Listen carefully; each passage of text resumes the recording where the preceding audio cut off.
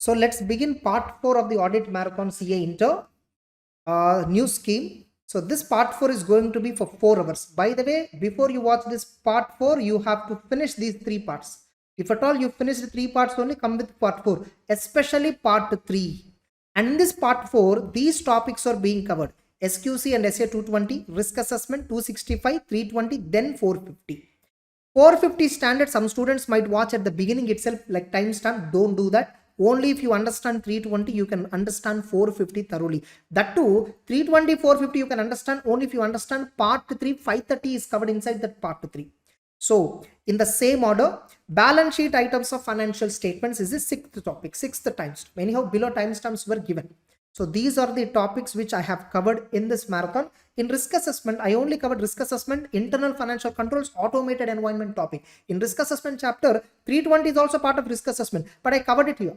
330 I have not covered. 330 I have not covered in the risk assessment. Getting it? So that's it. Total marathon I have given you is for approximately 26 hours on the YouTube. So 11 hours part 1, part 2 8 hours, part 3 2 hours, part 4 4 hours, totally all put together 26 hours of the marathon is available on the YouTube, and we have covered 80% of the syllabus.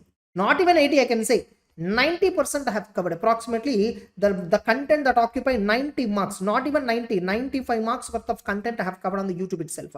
So what I have not covered: audit of different types of entities, audit strategy topic, internal control topic only I have not covered. Rest all other topics I have covered in part 1, part 2, part 3, part 4. That's it. Why late? Continue watching.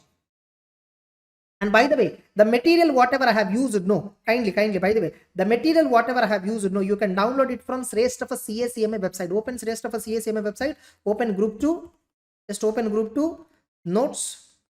So here you can identify paper 5 if you open,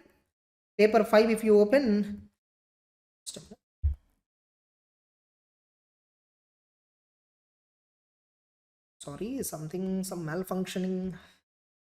Better I'll go with Google Chrome. So here if you observe PDF resources, CA Inter, and group 2 notes, paper 5, if you click here you can download.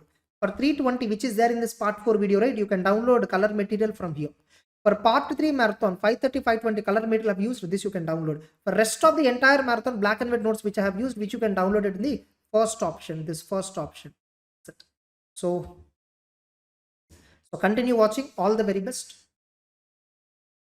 Let's begin standard on quality control and SA 220 revision. So this is as part of in our CA Inter audit material of my book. If at all you're following my book, in the 2nd chapter, terms of engagement and ethics, that is what actually in the ICA book 11th chapter. In that, one of the segment is regarding quality control discussion.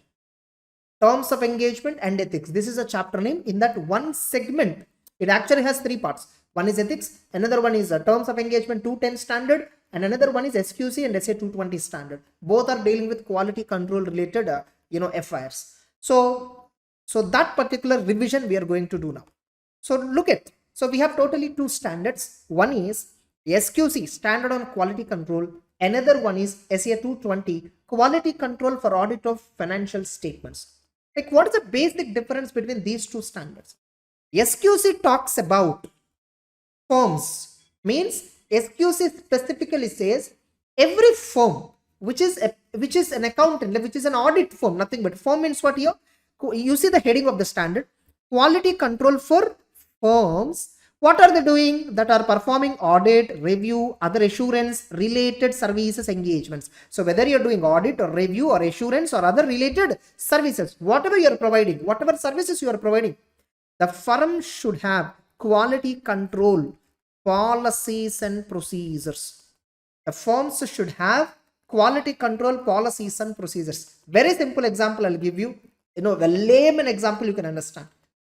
This example I take at CA final also the same example. Even in the class introduction regular also I take the same example. But I'll be taking very detailed. But here I'll be taking a brief example.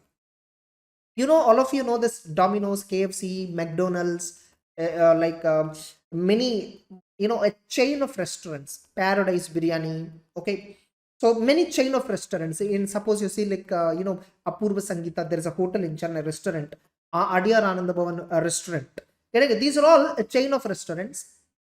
Like if you look at Domino's, Whether you have pizza in a particular Domino's store, okay, in a one particular area of one particular city, or whether you have the same pizza, if you look at the menu, the types, varieties of pizzas, the menu, the pricing, everything is uniform across India, across any store in India.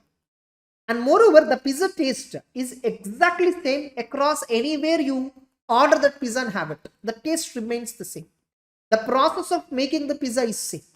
So whether the chef who is actually making that particular pizza, whether he is a 10 years senior chef, or maybe a fresher, a 1 year or 2 years experienced chef, whoever makes the pizza, it doesn't matter.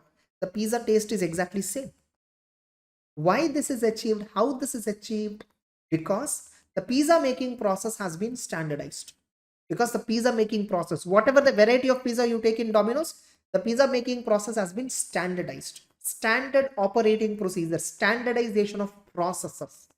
Why the standardization they did? Like whether you are a 10 years chef, whether 10 years or 20 years or 30 years in the industry, doesn't matter. Whether you are a fresher, doesn't matter. Domino's has given certain guidelines to each and every chef.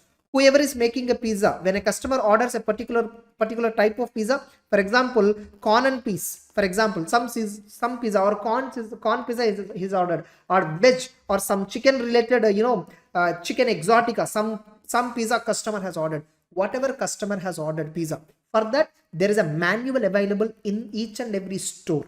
In each and every Domino's shop or store, there is a manual available which the chef has to follow the manual exactly. Getting it? How much quantum of dough he need to use, how much quantum of chili powder, all that he has to use, what chili powder he has to use, and how much garnishing, while garnishing the pizza, no, how many ingredients you have to mix and how much you have to use, and everything is standardized. You don't have discretion. Hey, I'm a 30 years experienced chef, I will make pizza as per my wish. No, you don't have that flexibility. Even if you are a fresher, you have to follow the exact steps given in the manual to make the pizza.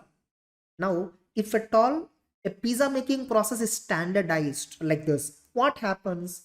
The customer, whether he tastes the pizza in the same store or a different store or different city or a different state or even different country, getting it? It doesn't matter. Getting it? It doesn't matter. The taste remains the same.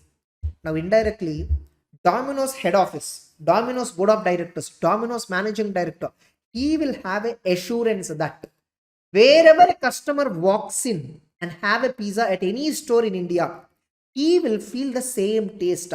Quality can be achieved. Because the CEO of the Domino's want to give one quality, a particular quality standard you want to maintain, a particular taste you want to deliver to the customer. How to maintain that quality, how to deliver? Make the pizza making process standardized. Same way, apply the same logic to audit firms. Audit firms means what? First of all, firms means what? It may be sole proprietary firm, or it may be partnership firm, or it may be LLP. Sole proprietary firm, or it may be only individual practicing CA. He may be only an individual practicing as a CA with his name, not even firm name. Suppose if he's having a firm name, then sole proprietary firm. Suppose in that firm multiple partners were there, the partnership or LLP. Now these firms providing audit, review, assurance or other services, whatever work they are providing, standardize the process of work. Suppose when I'm doing audit, how to do audit of purchases, how to do audit of sales, how to do audit of fixed assets, how to do audit of current assets, how to do audit of all this, whatever component is, there are some fixed parameters which you have to check, right?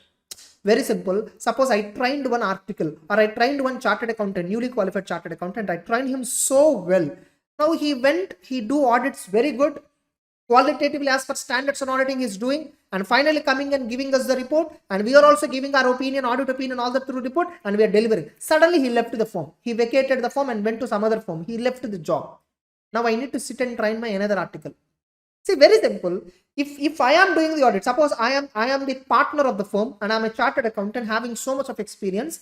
If I go and do audit, I know what points to verify in fixed assets, what points to verify in current assets, what points to verify in purchases, sales, all that I know very well. But a newly joined article assistant, he doesn't know anything, but I have to send him to the audit. How do he know? So what I will do is, I will design policies and procedures. I will design standard operating procedures. I will design policy manuals. Whatever work that our firm is doing, how to do that work? If you ask me, if a fresher CA asked me, I will not tell him how to do. I will tell him just to go and see manual. There is a quality control manual. Open that manual and then see. Now, standard on quality control says what, design that manual, prepare that manual, establish that manual, establish policies and procedures.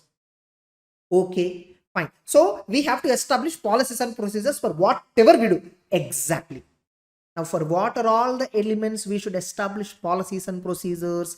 The quality control says you have to establish for leadership responsibilities for quality. You have to establish policies for compliance with ethical requirements. You have to establish policies for acceptance and continuation of client relationship. You have to establish policies for human resources. You have to establish policies for performing the audit, performing the review, performing the assurance, performing the engagement. You have to establish the policy for monitoring. First of all, the standard says the firm top management of the audit firm, nothing but partners, they must take leadership responsibility for quality within the firm. Like what they are saying, you see, SQC1 requires the firm to establish policies and procedures to promote an internal culture that quality is essential. Top management of the firm. Tomorrow you are practicing as a chartered accountant, you are performing audits, you are performing review, you established a practicing firm. You must take leadership responsibility for quality. Getting it? So firm's CEO, nothing but the partners of the firm's managing partners, they have to take ultimate responsibility for quality control. Whatever the example you are setting, that creates the culture inside the firm. So persons assigned with operational responsibility should have sufficient appropriate experience, authority to assume that responsible. Whoever is responsible for quality control, they must have sufficient responsibility, authority, everything should be there. To them, design this quality control responsibility. So first of all, firm should have a policy and procedure. Firm should have a manual. Firm should have a policy, procedure. Policies and procedures means what? Documented, written. You kept it in writing. You opened the manual. Quality control policies and procedures of Caramharsha & Co. Chartered Accountants, my firm name, for example. Getting it? So first point, the partners of this firm, Harsha and remaining partners, are responsible for quality control implementation. Entire policy manual designing, standard operating procedures designing and implementation, following that in the audits that they are performing, everywhere they have to take the responsibility. Not only that, for acceptance and continuation of client relationship and a specific engagement, nothing but what, suppose, I'm the main partner of the firm. Whenever a new client approaches, I know what points to check and accept. I cannot blindly accept a new client. I cannot blindly accept somebody. If somebody comes and, sir, I want audit service, I can't blindly accept. I should see what is the nature of the client, 220 especially. Like, by the way, before I go to that, what is the difference between SQC and 220? SQC is saying firms has to establish policies and procedures for various elements of quality control. So in a quality control, if you talk about quality control, for what elements you need to design quality control policies? Leadership responsibilities, ethical requirements, acceptance and continuation of client relationship, engagement performance, engagement documentation, monitoring. These are all various elements which the standard on quality control identified as elements of quality control. So every firm must have policies and procedures for leadership, ethical compliances, accepting a client, engagement, performance when you're performing the audit, monitoring. I'll discuss each and everything, don't worry. Okay. So what is then 220 talks about? 220 talks about what? 220 talks about quality control for an audit of financial statements. Actually, though the heading is not that clear, like SQC says establish policies and procedures for all the elements of quality control. So the institute, I say itself, have defined for what are all items quality control should be there. So for all that, establish policies and procedures. What is establishing policies? Standard is everything. Whatever you're doing, standard is the process. Document the process. Okay. If you documented everything, standardized everything, SQC is compliant. You satisfied with SQC. Now, what 220 says, when you're doing audit of financials, implement what? Implement implement SQC policies and procedures. Your firm has designed policies and procedures, right, as per SQC. Whatever policies and procedures designed, for audit especially, implement all those whenever you're doing an audit of financial statement. So SA 220 is complementary to SQC. So SA 220 is developed on the same parameters of SQC, whereas SA 220 says you have to establish, 220 says you have to implement the policies, whatever is already established by the firm as per SQC. Now you see, getting it? You see here, engagement partner is responsible for quality control of a particular audit. Therefore, 220 is on the basis of SQC. What is this? Engagement team, whoever is doing this audit, they have a responsibility to implement quality control procedures that are applicable to the audit. Implementing quality control procedures. Quality control procedures means what? Those policies and procedures which are developed, established by firms as per SQC. As per SQC, you have developed policies and procedures and established the policies and procedures that you have to implement. Getting it? That's it. So that's a link between 220 and SQC. Now, so what SA2, like now cross verify. Let us do a parallel comparison. Let us do a parallel SQC says what? The firm should have leadership responsibility for quality control. What SA220 says? SA220, if you see, what are SA220? What are the responsibilities of engagement partner? It says. You see, SQC introduction, what are the elements of quality control? They say. What are the elements of quality control? Quality control, what elements we have? In order to say a firm is doing audit with the quality, a firm is providing services, review with the quality, assurance with the quality. First of all, what do you mean by quality? Quality has the following parameters. One, especially if we audit firms, we chartered accountants, quality means what? One is about for quality, who is responsible. Two, we are also concerned with ethical requirements, right? Ethical requirements is one of the important ethical requirements is independence. We cannot accept each and every client. We need to check independence requirement. Now, before accepting a client, check independence requirement. Whether can you do that work? Are you eligible? Are you fit? You need to check, right? Accepting and continuing a client relationship. If you want to accept a new client, what points you should verify? Okay, you have an existing client. He is asking you to continue for the next year also. What points you should check? For that, what points and all you should check? And how to train, how to recruit articles, how to recruit employees, how to train them, how to maintain them, how to perform all the works, whether it is audit or review or assurance or related services, how to perform this. And we have completed various works, right? Like we have done various works. Suppose we are providing so many services to clients. How we performed these services, how we accomplished the quality control objectives, monitoring ourselves. So monitoring means we open our whatever works we completed. We check on our own. We check ourselves. We ourselves check how we performed it. Have we performed it as per law? Have we performed it as per the standard? Ultimately, SQC. Why standard on quality control? First of all, why? Look at pizza making process. Why standardization? Because at the end of the day, each and every customer should feel the same taste, same quality wherever across India he go and taste it. SQC for audit firms. Why? What is the objective? Very simple. Whatever reports we are issuing, ultimately audit report, review report, assurance report, compilation report, agreed upon procedure report, related services report, whatever reports we issue, they are appropriate. To make sure that the reports issued are appropriate, whether this partner is worked or another partner worked or remaining 19 partners we have, whoever the partner is working on that audit, whoever team is working, whatever the team of our audit firm is working on that audit, it doesn't matter. Whatever report we issued is ultimately should be appropriate, and the firm and the staff comply with the standards and law and regulation. So whatever works we are doing, right, we must do these works in compliance with law and regulations. In order to discharge our works, whether myself, I'm the founder of the firm, obviously I will have so much of responsibility. I will obviously have so much of, care and concern to provide the services to client with utmost quality. But remaining partners may not have this intention. Remaining partners, though they are having intention, they may not be able to provide. They may not have the ability to provide. So I'll do one thing. If I sit and do a particular work, what points I will check? I will list it down. I will establish as a policy. I will tell to remaining partners, I will tell remaining my entire team also, whenever you're doing this work, follow all these points, follow all these points. And that is called standardization. That is called establishing policies and procedures.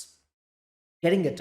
Now, okay, fine. Quality control means there are totally these elements. These are the elements of quality control. Now you see in 220 what they say. They don't talk about elements of quality control. They talk about engagement partner responsibility. What engagement partner? It describes responsibility of a partner in relation to following matters. In relation to quality control matters. For leadership responsibilities for quality on audit, for ethical requirements, acceptance and continuation of client relationship and audit engagement. You see in SQC, they talk about specific engagement because SQC is applicable for the firm. The firm is providing either audit, review, related service, assurance, whatever it is. But SA 220 is specifically talking about audit quality. So when you're doing audit, quality of audit should not be compromised. All our firm's quality control policies and procedures are followed correctly. Who should ensure? The partner should ensure. Engagement partner should ensure.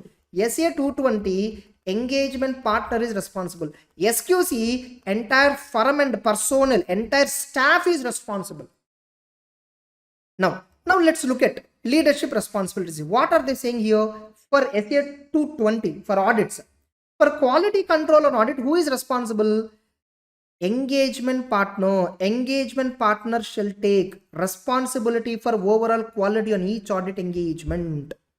The actions of engagement partner in taking the responsibility should emphasize this question. Many a times they can ask, they have asked many a times.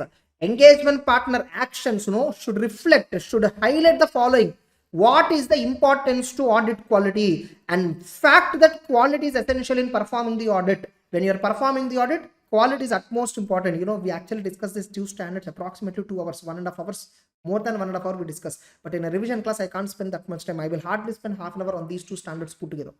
So, importance of audit quality. Performing the work that comply with the standards, comply with the firm's quality control policies. You see, whatever our firm when we are doing audit, we have to comply with the firm's quality control policies and procedures as directed, as designed and implemented as per SQC, and ultimately issuing the report which is appropriate. And engagement team should have ability to raise concerns without fear of appraisal, without any fear. Like partner should make engagement team articles and all comfortable that whatever issue you have, you please raise with me. So such a kind of responsibility who should take in an audit? Partner should take. Now partners should take all the responsibilities now. This is told where? In SQC. In the firm's policies and procedures, partner is told all this. This is what SA 220 also highlights. Not only that, I will first cover 220 point, then I will go open SQC. Now, relevant ethical requirements. Engagement partner is responsible to identify threats to independence regarding an audit and apply safeguards so as to eliminate the threats.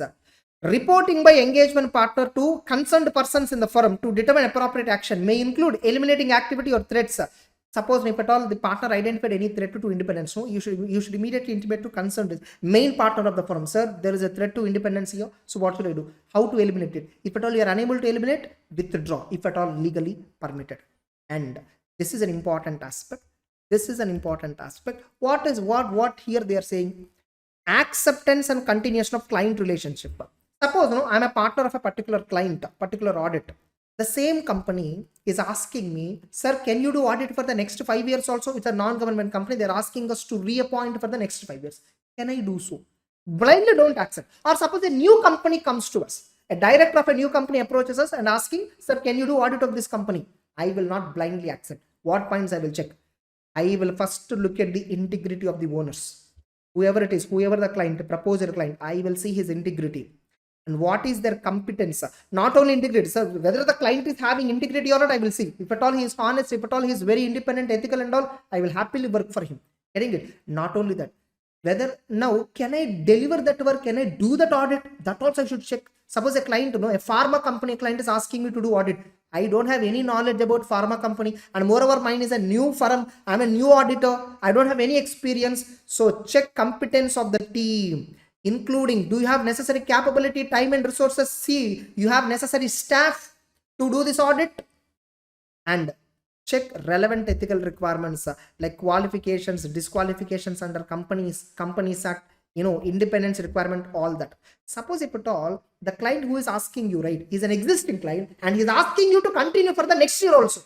In such a case, check all these points. Additionally, check in previous audits you did with him, right? What are the issues that have arisen? Consider that also in mind and then continue. Here they use this word, acceptance and continuation of client relationship, right? Acceptance of new client, new engagement. Continuation of existing engagement with existing client. Just a minute.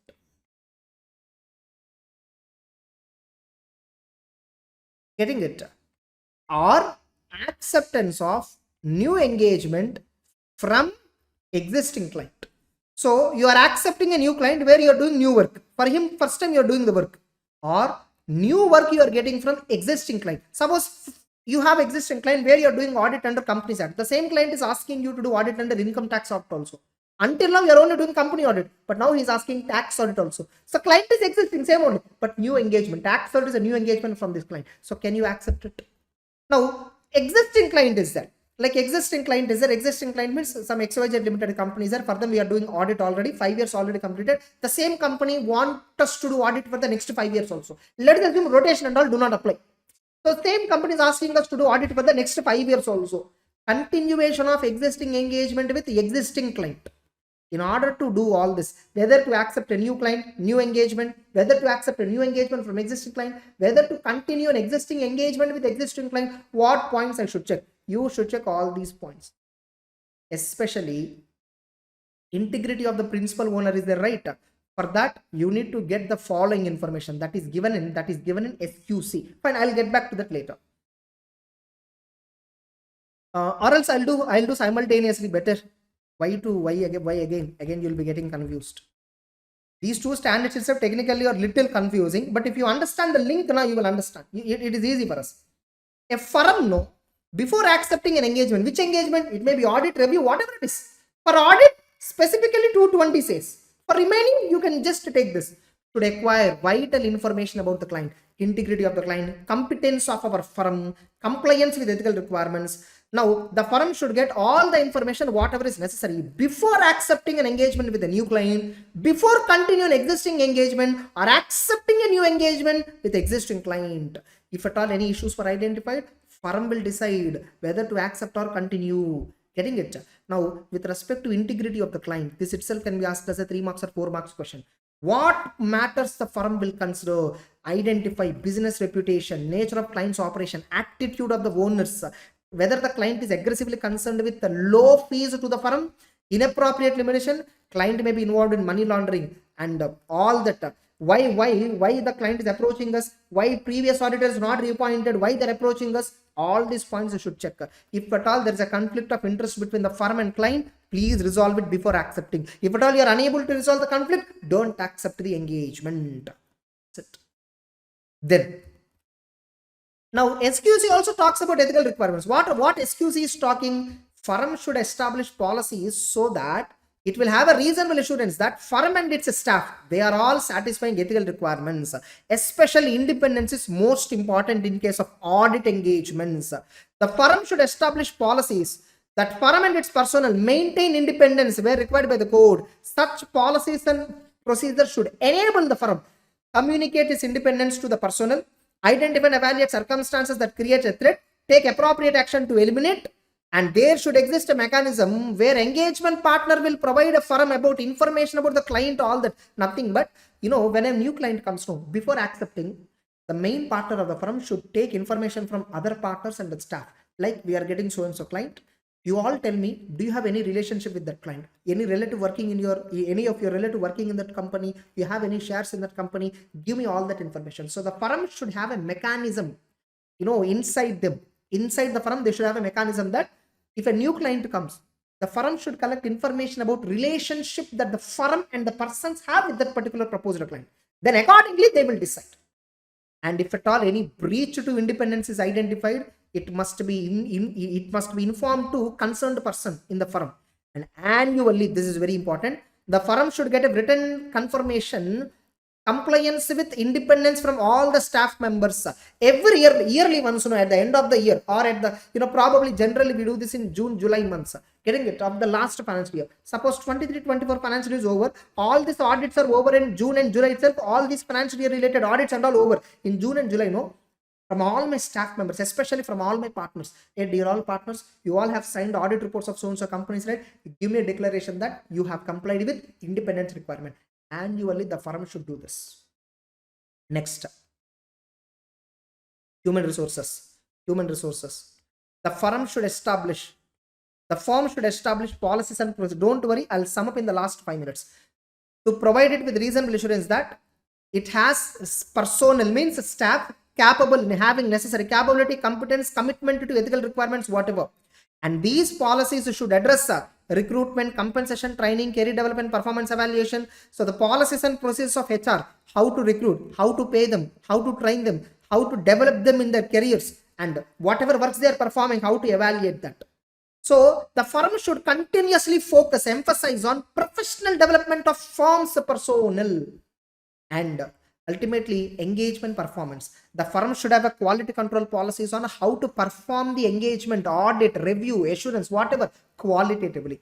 Consistency in quality is achieved only through briefing engagement teams. What is their objective, what processes they need to comply, all that.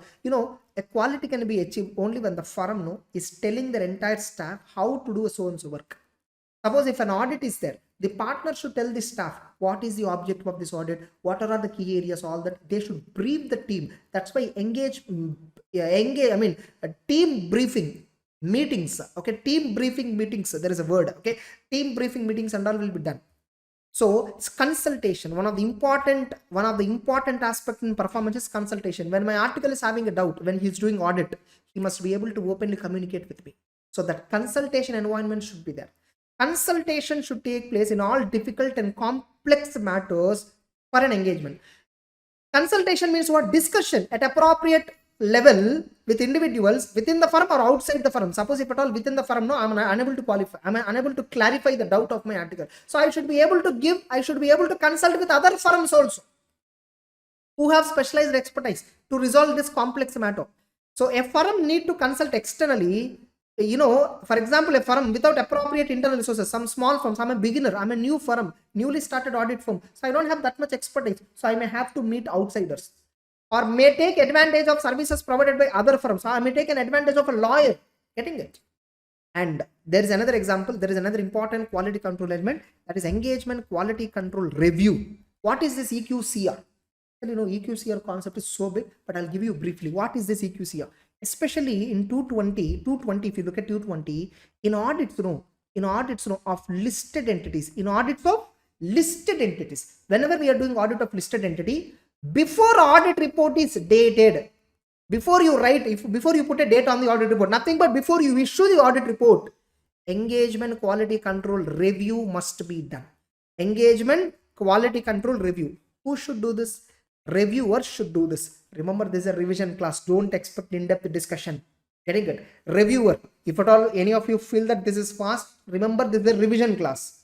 You must have know already all this. Now you're only watching this for just getting a overall clarity. Reviewer must do. Who is a reviewer? He is not engagement partner. Engagement partner means what? For so and so audit, this fellow is signing. That fellow is called as engagement partner. He should not review, because this fellow is someone who planned the audit, performed the audit, directed the team, everything. Entire work is over. Just we are about to give audit report. Before that, call another partner of the firm or call an outsider who is also a chartered accountant having COP. Ask him to check entire your workings. Review, we call it as. See whether you conducted entire audit, everything as per firm's quality control policies. Check out. If at all reviewer also says everything is good, then give an audit report. Suppose if reviewer gives any objections, like reviewer, he pointed out some objections. You are the partner of that particular engagement. You are not agreeing for his objections. Then look at the firm quality control policy, what it says. If it says engagement partner decision ultimately prevails, go with EP. If at all it says quality control review decision prevails, go with quality control review. Suppose if at all it says take a third opinion, then take third opinion and then decide accordingly. Able to understand. Now, what is the extent of review? How far quality control reviewer review it? It depends upon complexity of the work, risk that is involved. Remember, review does not reduce responsibilities of engagement partner. Engagement partner is only ultimately responsible for audit. Reviewer is only just doing a review whether you are doing audit as per quality, you doing audit qualitatively or not. Engagement quality control review is mandatory for audit of listed entities. In respect of other works which firm is providing, no, firm can decide whether quality control review shall be done or not. Suppose if there is a difference of opinion within the team and with those consulted between partner and the quality control reviewer, suppose if the team and consulted people, if the team and the partner there is a conflict, or a partner and reviewer if there is a conflict, the report should be issued only after resolving that conflict. Suppose if engagement quality control reviewer recommendations not accepted by partner and matter is not resolved, follow established policies of the firm or consult another practitioner or consult a professional or legal regulatory authority. Now you see, the same point is again covered here. Engagement performance, in that EQCR is important. EQCR is important. Whether you write this answer or that answer, both are fine. For audit of financials of listed entity, and for other audits, if the firm decided, the engagement partner shall, an engagement quality control review is required. If at all, of course, for listed entities, EQCR is required. For that, what partner has to do? The partner shall determine engagement quality control reviewer is appointed. So if I'm doing audit of listed entity, first ensure that reviewer is appointed. Discuss important issues that are there in the audit, including those identified by the reviewer. Don't mention the date of audit report until review is completed. Suppose if there is a difference of opinion between the team and quality control reviewer and the partner, then please resolve the differences as per firm's policies and procedures. Monitoring and documentation is not that important, and even in SQC also, engagement documentation is not that important. Mainly in examination they'll ask you, one, consultation they might ask you, engagement quality control review they might ask you. Remember, in the new scheme material only entire this content is given. In the old scheme this content and all is not there. Okay. So ultimately what it says is, look at the Domino's example at first and then read this entire standard carefully, thoroughly. Only then you will understand. 35 minutes I spent. Okay. So I think for 2 standards, the 2 of course important, no doubt. A 4 marks question damn sure will come from these 2 standards, either SQC or 220, no doubt about it. A 4 marks question might come, but beyond this I cannot take up, because those of my regular students, whoever have taken course from me, they should not feel offended that everything is available on the YouTube. Okay, so briefly whatever is necessary I have covered. Remember, this is revision class. Before I take up this class, I assume that you already know this standard. So only key points I've covered. Especially SQC, what it says is establish policies and procedures so that firm will comply with the standards. The firm and personnel comply with the regulatory authority. Whatever reports firm issues is appropriate. That is what SQC objective. SU 220, engagement partner is responsible for ensuring quality in audit. He is responsible for implementing the quality control policies so that whatever audit he performed is as per standards and law and regulation. Whatever audit report issued is appropriate. So 220 is talking about implementing quality control policies in audit. SQC is talking about designing and establishing policies and procedures. That's it. So with this backdrop, read entire this, once again these 2 standards, you will damn sure get a 4 marks question from this standard. That's it. So let's begin the revision of risk assessment and internal control. This is the biggest chapter, which is almost as equal to audit report chapter. We have audit report, that is the biggest chapter, risk assessment and items of financials. Of course, these 3 chapters are very big. And these 3 chapters are having equal weightage, which are having 18 to 24% approximately the weightages. And if you look at risk assessment chapter, it typically has, I can say, 60 questions. It typically has 60 questions. Straight away, 50 questions of various topics like risk assessment, internal control, automated environment, materiality, internal financial controls related to financial statements, documentation and reporting, and SA 330, where we gave it as a standard, which equals to some 10 questions. And actually, there is a chapter called, initially, there is a chapter called, in the initial, I'll show you just a minute. This chapter is there, right? Completion and review. Inside this completion and review, 450 and 265 standards were there, but we don't discuss it as part of that chapter directly. We discuss it as part of risk assessment. So for me, though as per our subject index, it is given as part of 4th chapter, I discuss this as part of risk assessment topic. So now in this revision, what am I going to cover? I will be discussing this risk assessment topic, especially 1 to 6 questions. And I will be discussing 3 or 4 important questions in internal control. And I will be discussing automated environment. IFC, this is very important from exam point of view. 265, 450, I'll be discussing. Materiality, I will be attaching as a continuation to this, I'll be attaching my previous version video.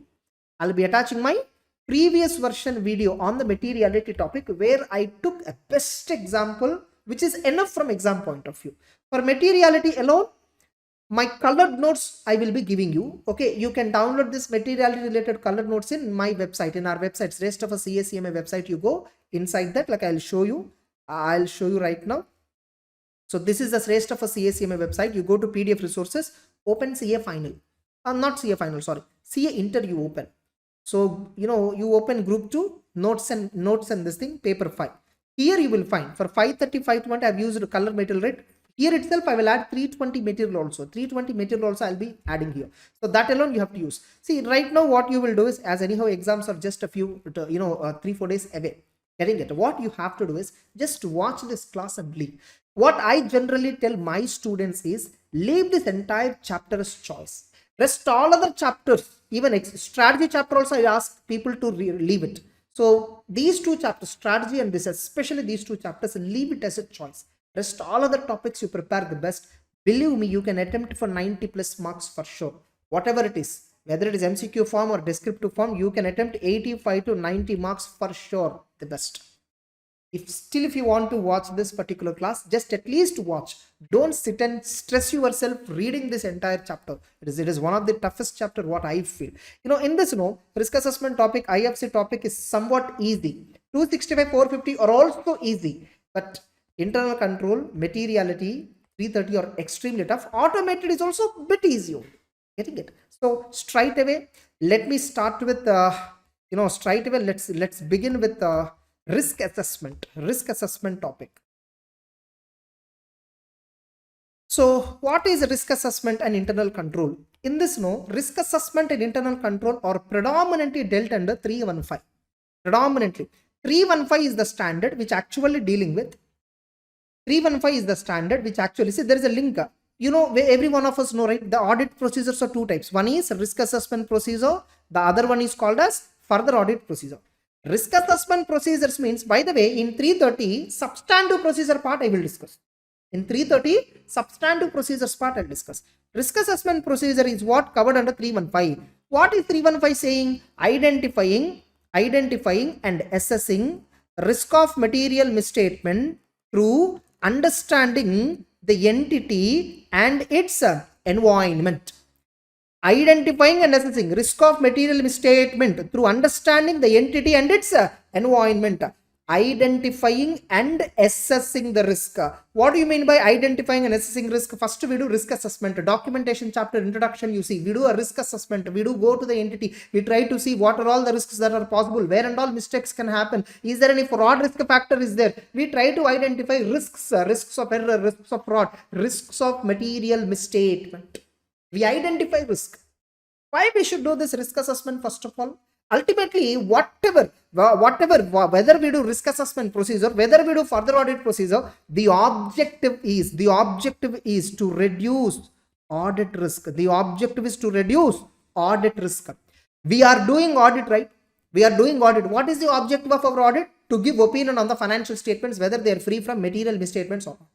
Whether the financial statements are free from material misstatements. So we want to give an opinion. But we all know, we will never verify 100% of the financial statements. We never verify 100% of the records and documents. We do sample, we do take sample, and based on the sample we give opinion, which means the opinion, whatever we are saying, yes, the financials are true and fair. No, financials are not true and fair. Our opinion can go wrong. Correct? Our opinion might go wrong. Why it might go wrong? Because you are giving opinion on sample basis. There are thousands of transactions. You just take 100 samples, and based on that, you are saying entire thousands of transactions are right, where you did not actually verify. This is the risk we have. What is the risk we have? The risk we have is risk of expressing inappropriate opinion. Risk of expressing inappropriate opinion. Inappropriate opinion, especially when the financial statements are materially misstated. When the financial statements are materially misstated, you are giving me inappropriate opinion. Tell me, when the financials are materially misstated, what opinion we should give? Obviously, modified opinion. When the financials are misstated, you should give modified. But you are giving unmodified opinion. You are giving what? Unmodified opinion. This is what actually the standard says. So when the financials are materially misstated, where you have to give a negative opinion, you are giving positive opinion. Now tell me, why you give unmodified opinion when the financials are materially misstated? Because though the financials are materially misstated, I did not discover material misstatements. I didn't discover them. If I don't discover mistakes, what generally I assume, if there are no mistakes, I assume everything is right. That's why I gave unmodified opinion. Otherwise, why will I give unmodified opinion on the financial statements which are materially misstated? Because I assume, since I did not find a single mistake, financials are true and fair. When the financials are materially misstated, you gave unmodified opinion because you did not detect, you have not detected material misstated. Why you didn't detect? What is the reason? Because I am suffering from detection risk. Because we auditors suffer from detection risk. Why detection risk? Sampling risk is there? No. Because I do audit based on sample. How do you expect me to discover all the mistakes in the entire population when I am verifying only sample? Okay. Because we are doing audit based on sample, we can't identify all the misstatements happened in the financial statements. That is called as sampling risk. That itself leads to detection risk. Sometimes, whatever sample we selected, right, some vouchers and all, they were completely fabricated. They are completely forged. They are completely fraudulent. But we don't know. They were fraudulent. We don't know that they are duplicate. Sometimes the evidence available itself we convince. Remember, in audit, the evidence that we get is convincing evidence, persuasive evidence, so not conclusive in nature. We can never get conclusive evidence. It's only persuasive in nature. The evidence that we get in audit is persuasive in nature. The audit evidence can never be conclusive. Are you getting it? Persuasive means what? We just convince and then, yeah, we just convince. We just convince. Yes, everything is true and fair. Purchase document is there. E-way bill is there. The goods received note is there. Okay, fine. Which means purchase transaction probably is genuine. We just convince. Getting the point? We really don't know whether really happened, whether this transaction really happened or not. We don't know. That is the reason our assurance is a reasonable assurance, not absolute assurance. We have already seen why we give reasonable assurance in our nature, objective, and scope of audit chapter, inherent limitations of audit. So detection risk is one of the important thing why there is always audit risk. Why detection risk? Because there is a risk of material misstatement. Because there is a risk of material misstatement, financial statements get materially misstated. There is a possibility, and you fail to detect. You fail to detect the material misstatement, and that is the reason why there is an audit risk. If someone asks me why there is an audit risk is because financial statements gets materially misstated. For sure, there is a risk, and for sure, I will not be discovering all those misstatements. I will not be discovering is called as detection risk. So, because financial statements get material misstated, and I will not be discovering financial statements which are materially misstated, because I did not discover, I will give unmodified opinion. Tell me, on a financial statements, even though if I do not discover material misstatement, can I give an adverse opinion? I want to give adverse opinion. You need to give reason, right? In audit report, we have seen whenever you are giving a qualified opinion or adverse opinion, you must clearly explain the reason in the basis for qualified opinion, basis for adverse opinion section. If you don't give reason, how come you give?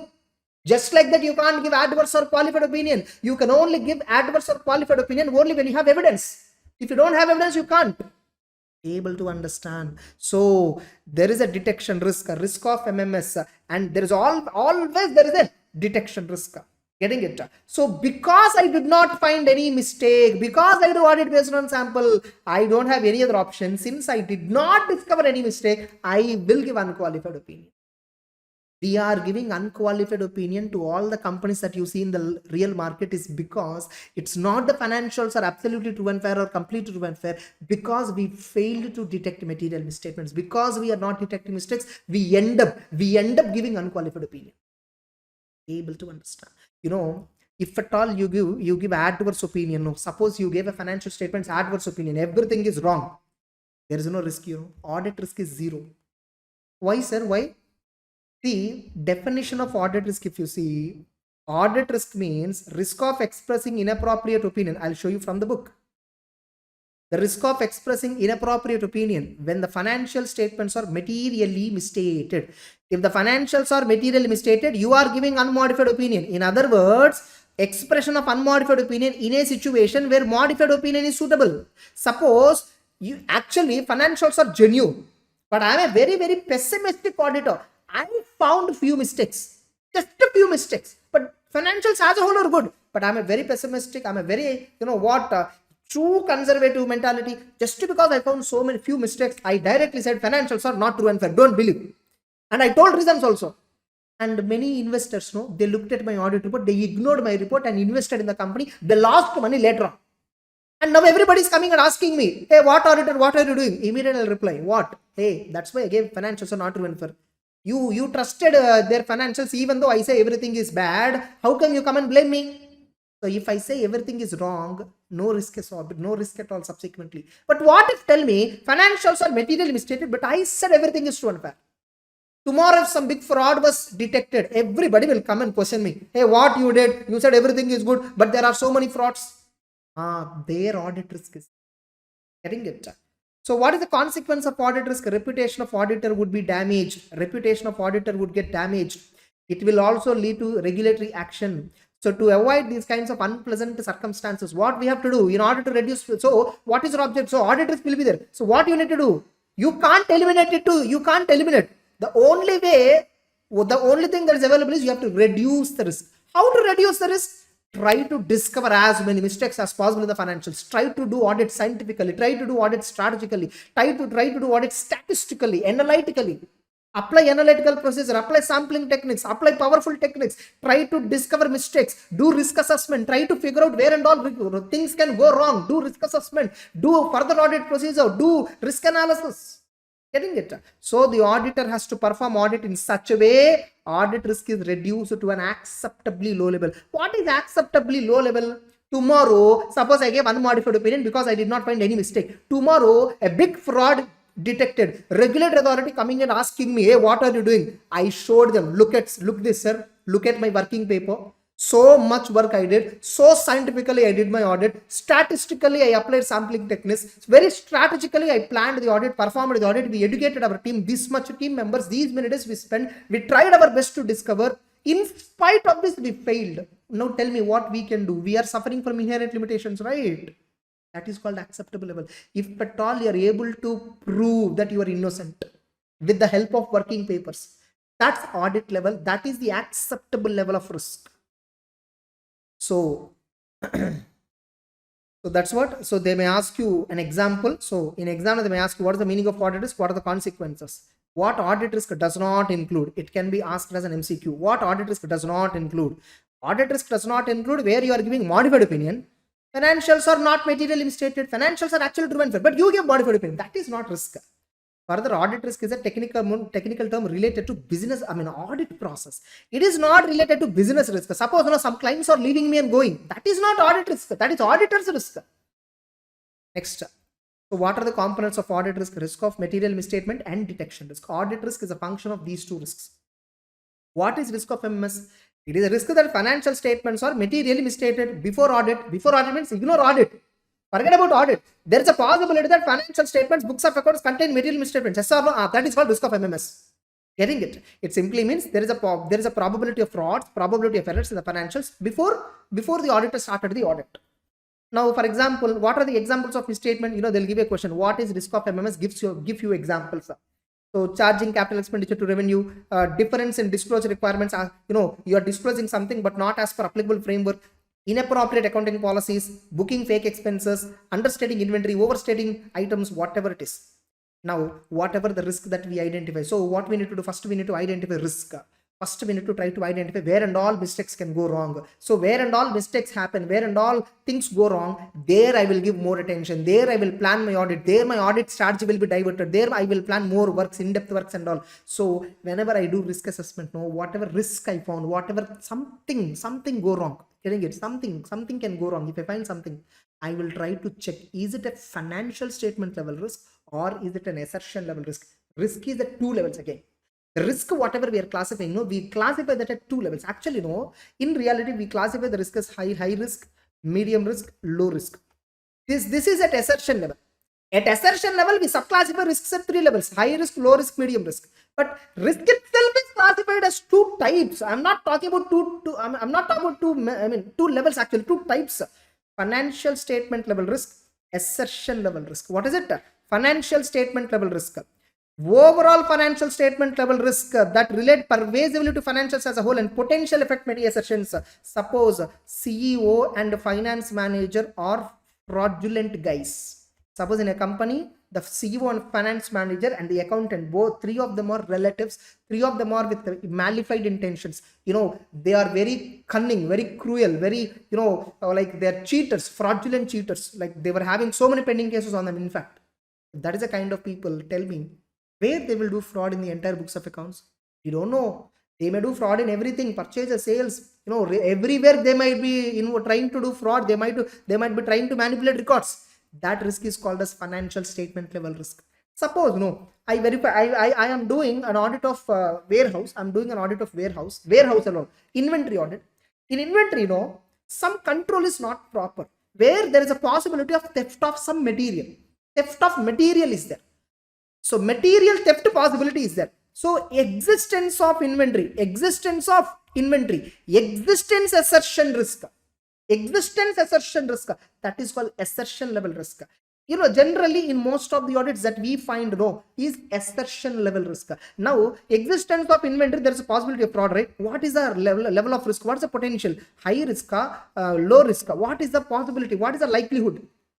Is it high or low? What is the likelihood? So that is called assertion level risk. So the assertion level for class of transaction, account balances and disclosures, these are determined. Assertion level risks are identified to determine nature, timing and extent of further audit procedures. Now you see, first we do what? Risk assessment we do. Then we plan our further audit procedure. What are further audit procedure? Compliance procedure, substantive procedures. Substantive procedures, test of details, substantive analytical procedures. Further audit procedure is what 330 standard exactly talking about. 330 is what, response to assessed risk. Response to assessed risk. Where you assessed the risk? You assessed the risk as per 315. Okay, you assess the risk now. What will you do? I will plan and perform the audit. That is your response. How do you plan and perform? Look at my further audit procedures. That is what the link between 315 and 330. Getting it? So assertion level, if you identify risk, you consider assertion level risks and plan and perform the further audit procedures. So this evidence gives auditor expression of opinion. This enables the auditor to express opinion so as to reduce the audit risk to an acceptably low level. So what are the components of risk of MMS? Again, now why risk of MMS? By the way, okay, detection risk understood, mistakes will be there, but we will not be identifying. That's why detection risk. One of the reason is sampling risk. Another reason is non-sampling risk. Various reasons are there why auditor cannot detect misstatements. Just a minute. So why auditor cannot identify material misstatement? There are so many reasons. Fine. Why misstatements in the financial statements? Because inherent risk. One of the reason is what? Inherent risk. Another reason is what? Control risk. In exam, they may ask you, what is inherent risk? Give you examples. Inherent risk is there, and here 2 examples were also given. So you have to write these 2 examples. What is inherent risk? Possibility, susceptibility of an assertion. That could be material. The possibility of an assertion of a class of transaction account balance to a misstatement. Possibility of an account balance or transaction lead to a misstatement, which is material, either individually that assertion or combination with other misstatements before consideration of controls. First of all, forget about controls. In a company, suppose company is purchasing goods, so many employees are involved in purchasing of goods. There is a possibility that these employees can book a dummy purchase and they take money from the company. Manipulation, misappropriation of asset. There is a possibility that in the purchases, employees can book a fake purchase invoice, fake manipulation of records, and get cash from the company, encash that purchase. This is a risk. But this risk, no, employees cannot just like that do it, because there are controls. Company will implement controls to mitigate this risk. Inherent risk means, forget about controls, how things can go wrong. In purchases, how many ways frauds can happen. In sales, how many ways frauds can happen, errors can happen, risk can arise. In how many ways? Inherent risk is, by default, what is the risk in every business? By default, what is the risk in purchases? By default, what is the risk in sales? In a company, how purchase is being processed? What are the steps involved in purchases? What are the steps involved in sales? Getting it? So that is inherent risk. Now that's why every company will do, more than you. I'm telling you, companies are concerned about this risk, because it is their money at the end of the day. At least we are just auditors. It is not our money. Getting it? Even if whether some fraud happened or not, we are not affected much. But their money, company owners, they want the business to be happen without fraud. Most of the companies, I'm telling you, especially private companies. So there won't be many shareholders also. Directly, their owners themselves are shareholders. Directors themselves are shareholder. So they want every record, every pakka, every transaction should be genuine. Getting it? They can't let people do fraud. So inherent risk assessment will be primarily conducted by the companies itself. No, what they do risk assessment. They identify where and all frauds can happen, where and all errors can happen, where and all mistakes can happen. What they do, they devise internal controls there. They devise controls there. Okay, you want to purchase, purchase can be only from so and so seller. Purchase, if at all you want to purchase at this value, you can't place order. You need to take my permission, director permission. Only if director give permission, it can be. Only when the goods are received, it should be entered only through this software. Only inspection, my another person will come and check. Like this, we will put so many controls. We will give so many controls, so many processes. I can't take more in depth here, because in my regular class and all, I'll be showing all this. Purchase a risk control matrix and all I'll be showing, which is actually very interesting. But now, since it's a revision, it's not correct for us to see all that. So there is always a risk. Before checking, before implementing controls, there is always a risk that a particular transaction will have a chance of being misstated. So, and inherent risk, it is obviously high for some assertions, than for other assertions. Then examples.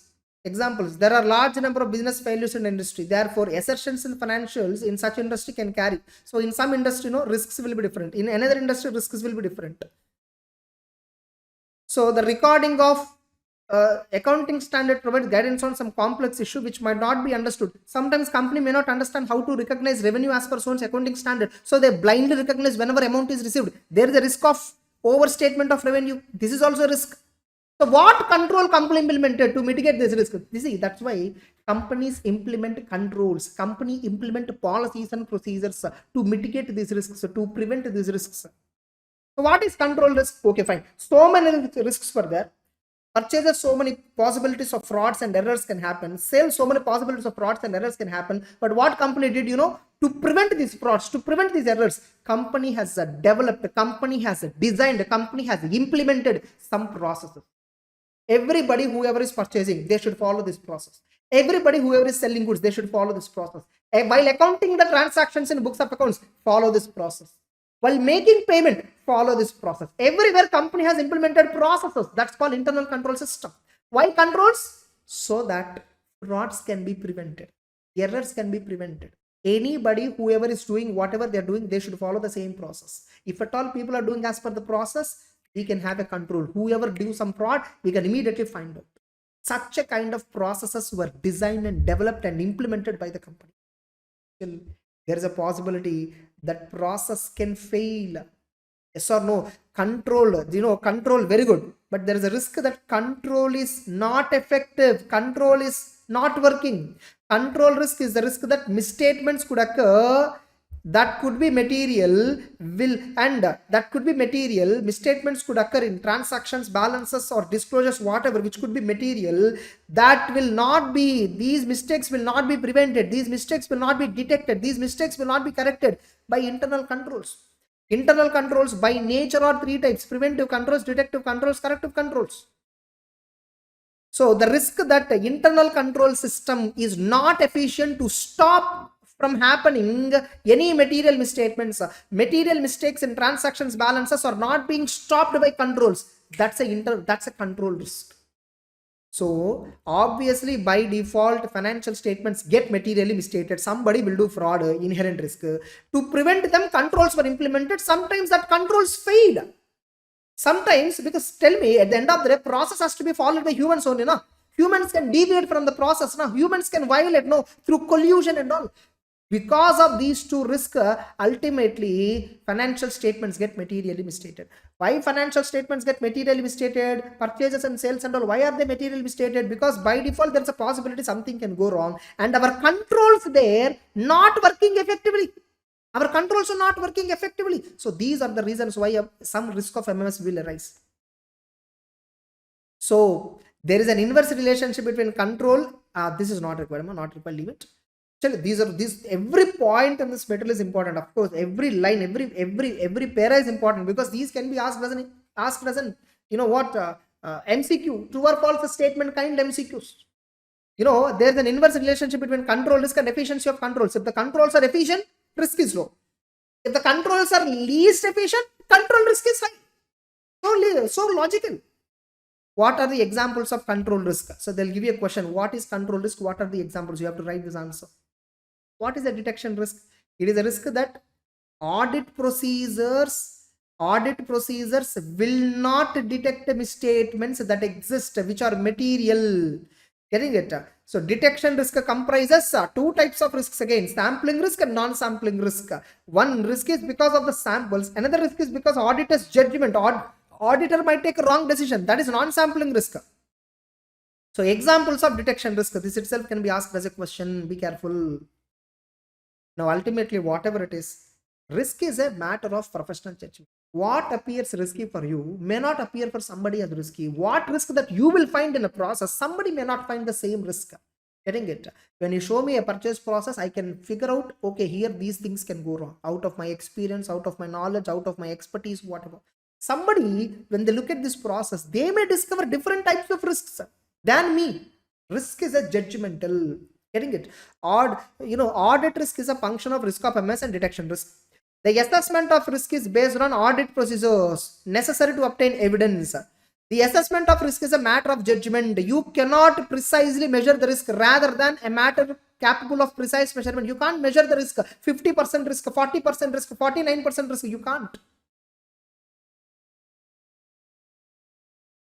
So we do risk of MMS combinedly. We don't generally look at inherent risk and control risk separately. We just look at combinedly. Getting it? I think better I'll show you once, this just as an example, I'll show you.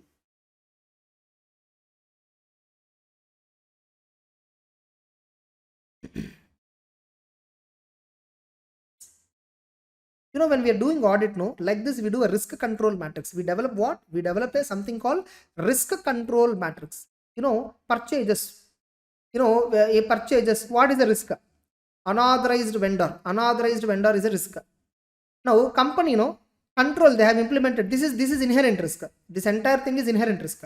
Okay, risk is there. What company is doing? They implemented controls. They implemented some control, some process. When they have to purchase, they have to follow some process, rules and regulations.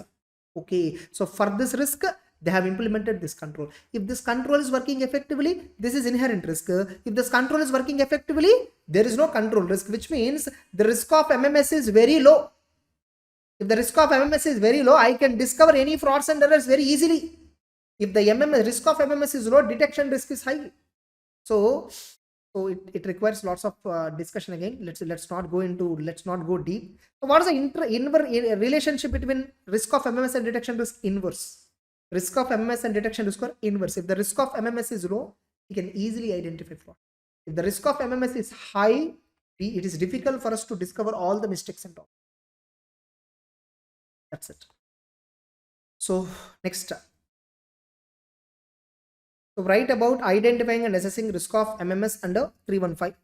The auditor has to identify risk. Whatever the risk you identify, no, please classify. Is it a financial statement level risk or is it a assertion level risk? A particular assertion related. Suppose purchases have so many assertions: completeness, cutoff, occurrence, occurrence, measurement, disclosure, presentation and disclosure. So many assertions were there. Which risk it is affecting? Which risk? Getting it? Suppose if there is no purchase order. Purchase order, there is a control called purchase order control. So whenever a company placing orders, first they have to maintain list of orders they made. Then how many orders executed ultimately, how many pending orders were there, like that the company should have a control. Suppose if this control is not there, what happens? How many purchases were made during the year? All the purchases were accounted of during the year. We will not have clarity. Getting it? Which means here whether purchases are completely accounted or not is the doubt. I'm not doubtful about entire purchase. I'm doubtful about are they completely accounted, completeness assertion. So yeah, whatever the risk we identify, the risk is two types: assertion level risk and financial statement level risk.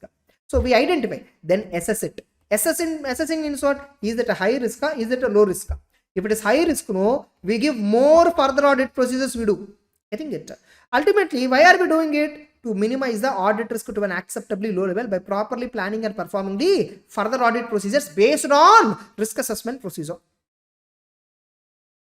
So auditor have to identify what can go wrong by checking related controls. You see here, in a risk control matrix, okay, in purchases this can go wrong. So what control is there? So auditor has to consider what can go wrong by considering related controls. And so what is risk assessment procedure? Typically speaking, now tell me, what is risk assessment procedure? What it includes? In risk assessment, we talk to people, we inquire management, we inquire people, we inquire employees, we inquire interrogator, we inquire lawyers. Getting it? We inquire top managements, to understand how the financials are prepared. We inquire internal auditor. So during the year, whatever internal audit they did, whether management is satisfactorily giving them all the answers correctly, whether internal auditors find any mistakes and all. We ask employees to evaluate appropriateness of accounting policies. We talk to accountant to ask him whether accounting policies are followed correctly. We ask in-house lawyers to provide information on frauds, legal pending cases and all. We ask marketing people about company strategy, sales trends, everything, how business is happening. We talk to risk management people to understand what are the risks that are there in the financial reporting. Getting it? We talk to IT people. What are the changes happen to information technology? What are the processes are automated? What are manual processes? And we also do analytical procedure. Analytical procedure we do as part of risk assessment procedure. We also do analytical procedure as part of substantive procedure under further audit procedure in the name of substantive analytical procedure. We do analytical procedure at two places. One we do at risk assessment, another one we do as part of substantive procedures. So this analytical procedures you can read on your own, because I already gave in part 3 analytical procedure video, so you can watch that. Then another way I do identify risk is through observing the entity processes, how the sales are happening, how the purchase is happening, how production is happening, how inventory, how the warehouse is being maintained, how accounting records are maintained. I'll observe, I'll inspect records. Through the observation and inspection also I can find risk. See how I do risk assessment. Whatever I'm doing, they were giving names to it. If I'm talking to people, they're calling it as inquiry. If I'm looking at any records, they're calling it as inspection. If I'm looking at some process, something, if I'm observing something, they're calling it as observation. If I'm logically thinking how it is happening, that's called analytical procedure. So risk of material misstatement includes, risk assessment procedure include these items. So they may ask you a question, what is risk assessment procedure and what it includes? Give some examples of risk assessment procedure. They'll give you what is risk assessment procedure. This is the definition. What it includes: inquiries, analytical procedure, observation. Sometimes they'll give you specifically only observation. Observation and inspection is one of the important element of risk assessment procedure. Briefly discuss about it. So they'll give you a question on this. Next. Materiality I'll be discussing later. At last I'll be discussing. Then materiality we will be discussing at last.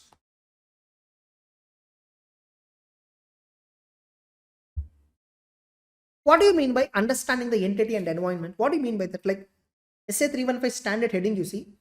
Identifying and assessing risk of material misstatement through understanding the entity and its environment. And so understanding the entity and its environment means what? First understand what is the industry to which the company belongs to. Telecom industry, telecom company, regulatory, telecom regulatory, Other external factors, applicable framework. Though it is a telecom company, for them Schedule 3 is only applicable. Getting it? So what do you mean by relevant industry factors? Relevant industry factors means what? What do you mean by regulatory factors? What do you mean by external factors? They gave breakup.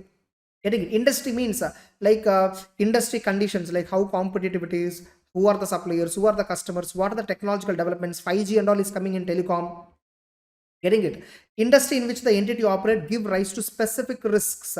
So in telecom, they'll be having so many liabilities that they have to pay to lawmakers. Telecom regulator, they have to pay. There is a possibility that they may not recognize that expenditure in the books of accounts. So specific risk relating to industry will be there. Regulatory, relevant regulatory. Look at the regulatory environment, like applicable financial reporting framework. So examples. What are the examples? Are there any specific accounting practices for telecom companies? What is the regulatory framework?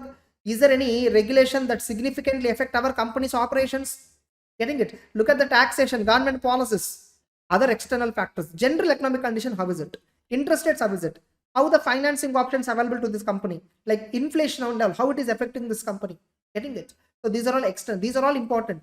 These are all we do for going concern assessment, especially. As a part of going concern, we do check all this. Next, another entity, nature of entity. So understanding the entity and its environment. Entity means what? Nature of the entity, what business they are doing, who are the owners, what is the governance structure, what are the investments the entity is made, what is capital structure of this entity, how it is financed, equity, debt, how, mixture, how. So what matters, what are the examples? We mainly look at business operations. From what? Telecom company, they'll be getting revenue from selling prepaid and postpaid plans, all that. Various products and services like data services and all, location of production facilities, investment activities, financing activities, financial reporting such as accounting principles and revenue recognition. So these are all various examples of nature of operations. Another thing, what is understanding the entity and environment? Third point that we need to understand what? We need to understand how the entity is selecting and applying accounting policies. And we also have to understand what are the entity's objective, what is this company mission, vision, what are their strategies, what are the risks, that the business risks that the entity is facing. So for that, they have given some example. They'll give you this itself as a question, 4 marks question. Telling risk assessment chapter is not easy. Every student, no, I have seen like at least 30-40% of the students are running behind this chapter, considering this is a high weightage. Not only high weightage, this is a very complex chapter.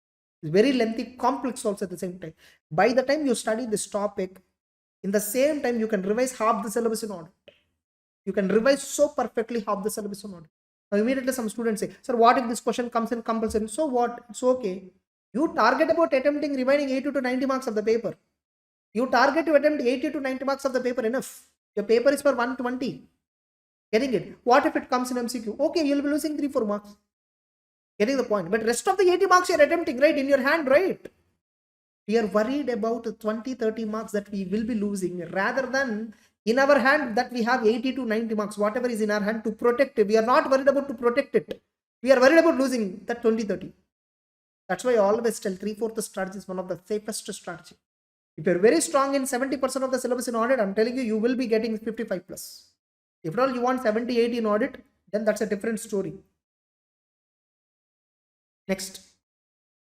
So the auditor has to look at the measurement and review of entity financial performance, how the financial performance of the entity is. So why understanding the entity and its environment is important? Like, of course, without understanding how the entity, what is the entity, in which environment it is working, how can you plan the audit? How can you identify where and all mistakes can go wrong? Where and all mistakes can happen? Where you need to give more focus? Remember, the time available for audit is very limited. We will not do audit throughout 365 days. No, we do audit for 50 days or 60 days in a year totally. Within this 50-60 days, 365 days business. That too, the company is having business across 20 states. So many branches, so many stores, so many receipts, so many books. How do you verify all that? So understand what company is exactly doing. Understand how they are doing business. Understand where things can go wrong. So you plan the audit properly.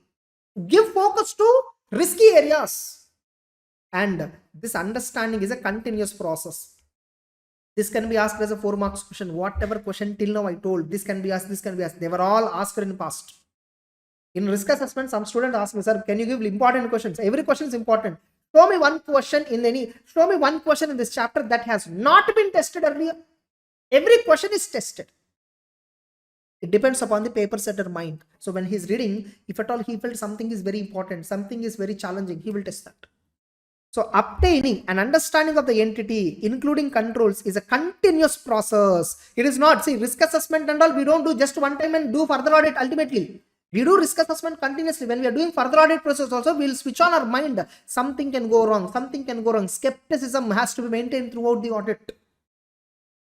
So assessing risk is a continuous process. Assessing risk of MMS, selecting and application of accounting policies, are they appropriate or not?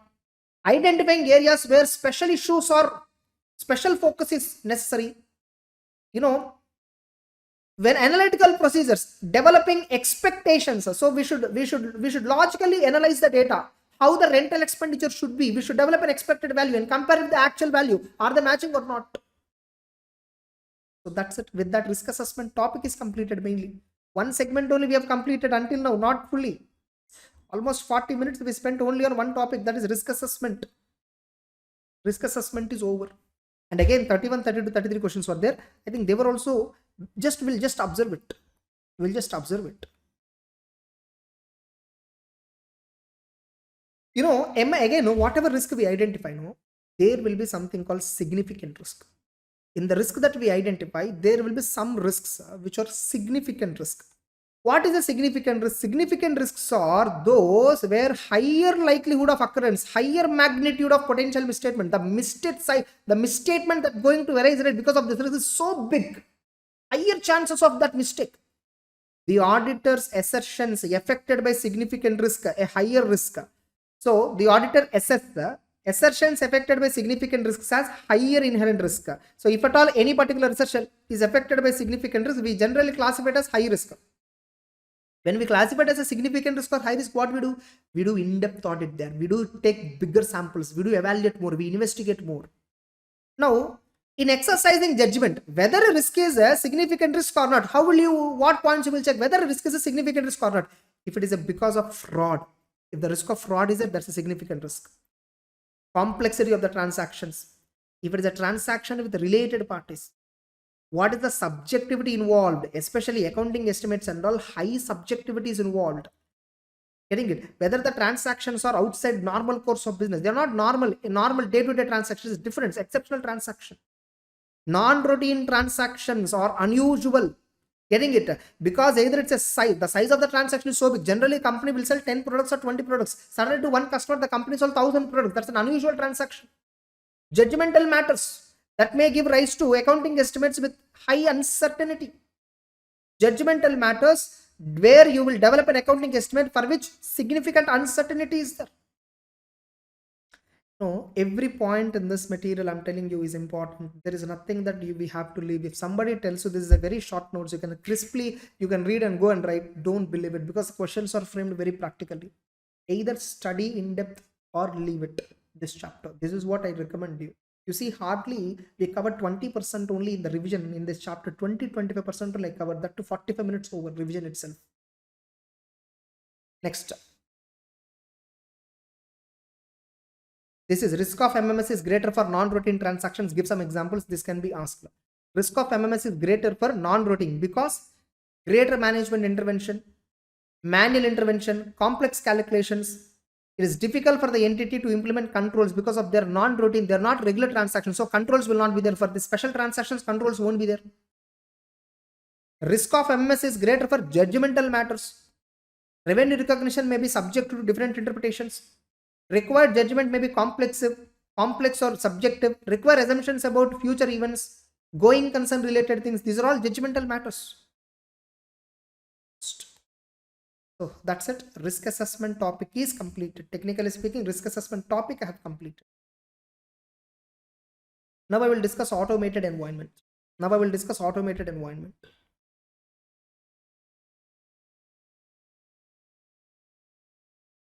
So what is an automated environment? It is a business environment where processes like purchases, sales, accounting, payments, everything happens, operations, accounting, decisions, everything is carried out using systems. That's called an automated environment. Okay. So the concept of automated environment is to carry out business with less manual intervention. So the complexity of a business environment depends upon the complexity of automation. If the business is more automated, it's a complex. Obviously, you need to understand so well the technology. What are the features? What are the key features of automated? They'll give a straight this question. What is an automated environment? What are the key features of automated environment? It enables faster business operation, accuracy in data, ability to process large volumes. Business operations can be integrated, accounting, payments, inventory, everything can be integrated. Better security and controls, less prone to human errors. Always you will have a latest information ready. Connectivity and networking capabilities. You can access data from anywhere. So you need to understand and document automated environment. Obviously, if a company is using automation, obviously today every company is using automation. Obviously, they're using computers everywhere. So you need to understand and document what environment company is using. So the auditor has to document what information systems they are using. For example, a company is using SAP information system. They need to document their purpose. SAP is for accounting and supply chain purpose. You need to document like this. You need to understand location, where this SAP software is located. It's a cloud-based. Texas it is located, cloud server. What is the architecture? Which version the company is using? What interfaces they are using? Is it in-house? Customized? Or it's a ready-made package? What activities company outsourced of the company? Some business processes. For example, a company may outsource payroll processes. Key persons for this entire automation is who? Chief Information Officer, Chief Information Security Officer, who? So the understanding can be documented like this. This has been asked 5 marks.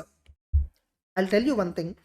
From risk assessment, you'll get 5 marks question. From automated environment, you'll get 5 marks question. From internal control and IFC, these two put together 5 marks to 8 marks you'll be getting it. Materiality you'll be getting 3 to 5 marks question. And 330 you'll be getting 3 to 5 marks question. And 265, 450 you may be getting 3 marks to 4 marks question, or maybe 5 marks question. Any one question you might be getting. We don't know. Or maybe sometimes they'll ask, a question from each of this. We don't know. 3 marks. From every segment, you'll have a question.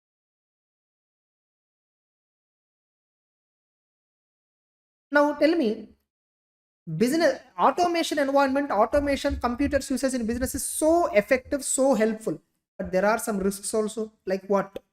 Unauthorized access to data. Somebody can hack the system and change the data. Direct data changes. Somebody will have, like CEO of a company will have super access, will have a privileged access. He can open and manipulate some accounting records. Segregation of duty may not be possible in automation environment sometimes. Unauthorized changes. Somebody can install some malwares and all. Failure to make necessary changes. Data may be lost. These are all the risks. Or processing will be wrong. Or processing the data wrongly. Getting it? Processing wrong data. Or right data only, but you are processing wrongly. Getting the point? Anything can happen. These are the risks. What is the risk? If at all there is a risk like this, in automated, what is the risk? It will impact on substantive procedure. Because if you find some risk like this, you will perform more in-depth procedures there. It will impact controls. You will decide control risk is very high, so it result into you will work more. It will impact reporting, especially if at all financial controls, if at all company internal financial controls which are automated, if at all the financial controls are not effective, under 143 subsection 3 clause I, we give modified opinion on IFC, impact on reporting.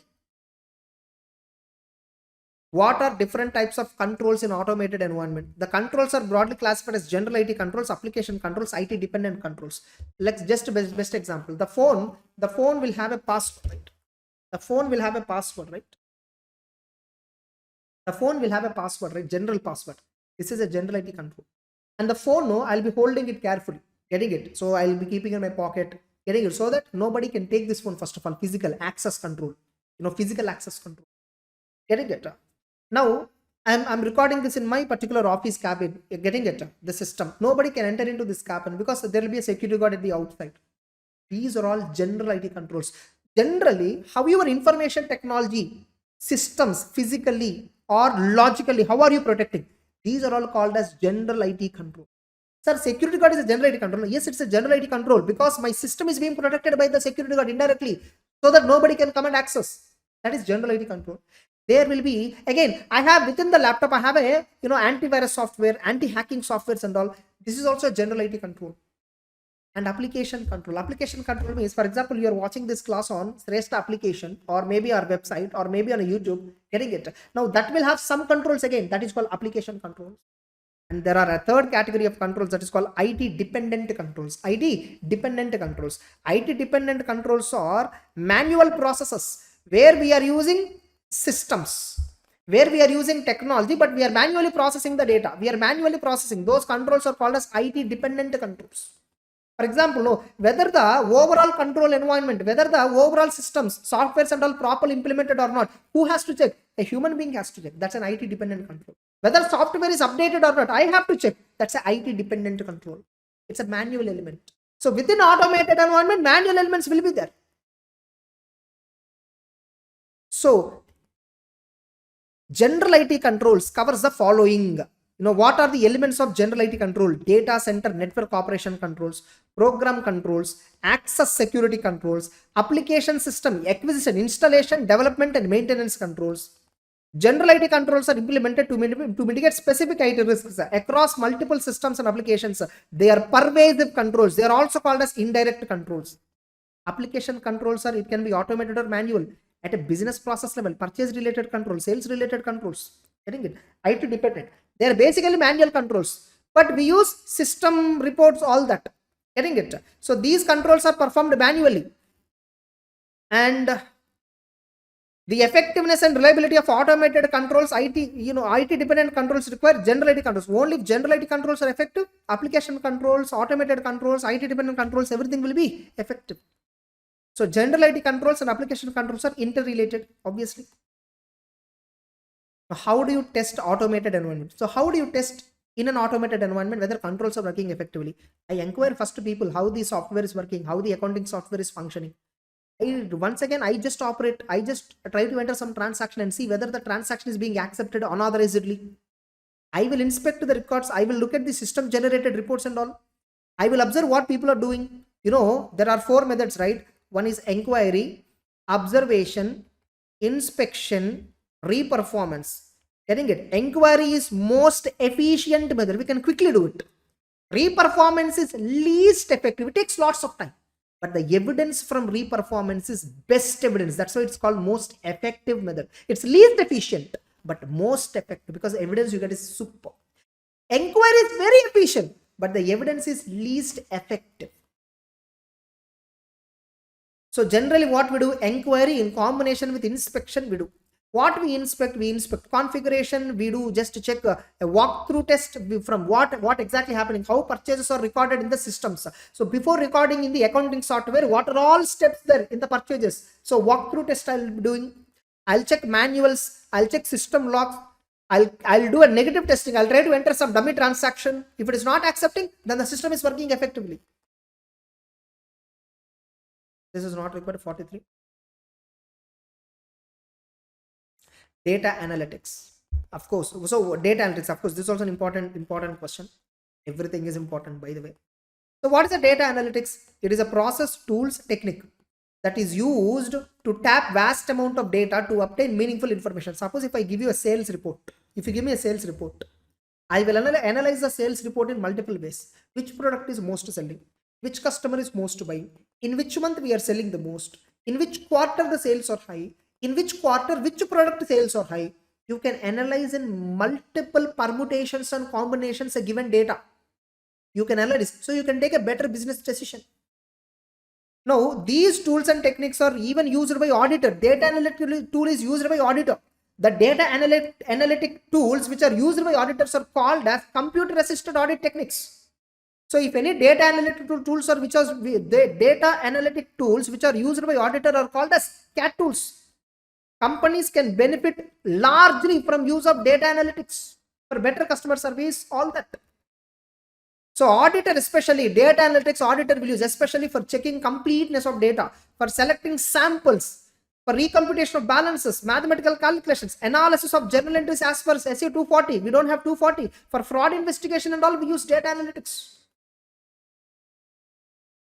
Digital audit is a very simple introduction. We have in CFNL a full-fledged chapter. Give a single reading. It's very easy only. Give a single reading. Then the most important, internal financial controls. What are internal financial controls?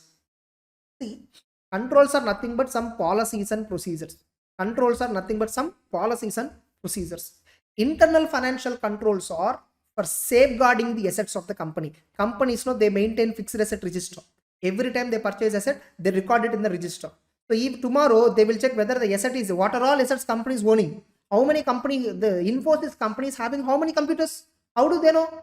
How do the MD of the company know how many computers were there? He will look at the asset register. Then he will tell people, go and check whether all these assets were there or not.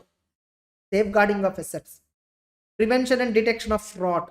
If any process, if any policy, if any control is implemented for prevention and detection of frauds, if any control is implemented for accuracy in accounting records, if any control is implemented for timely preparation of financial statement, if some process we developed, some system will develop for these objectives, for compliance with laws, some system will develop to achieve these objectives, and those systems, those processes are called as internal financial controls.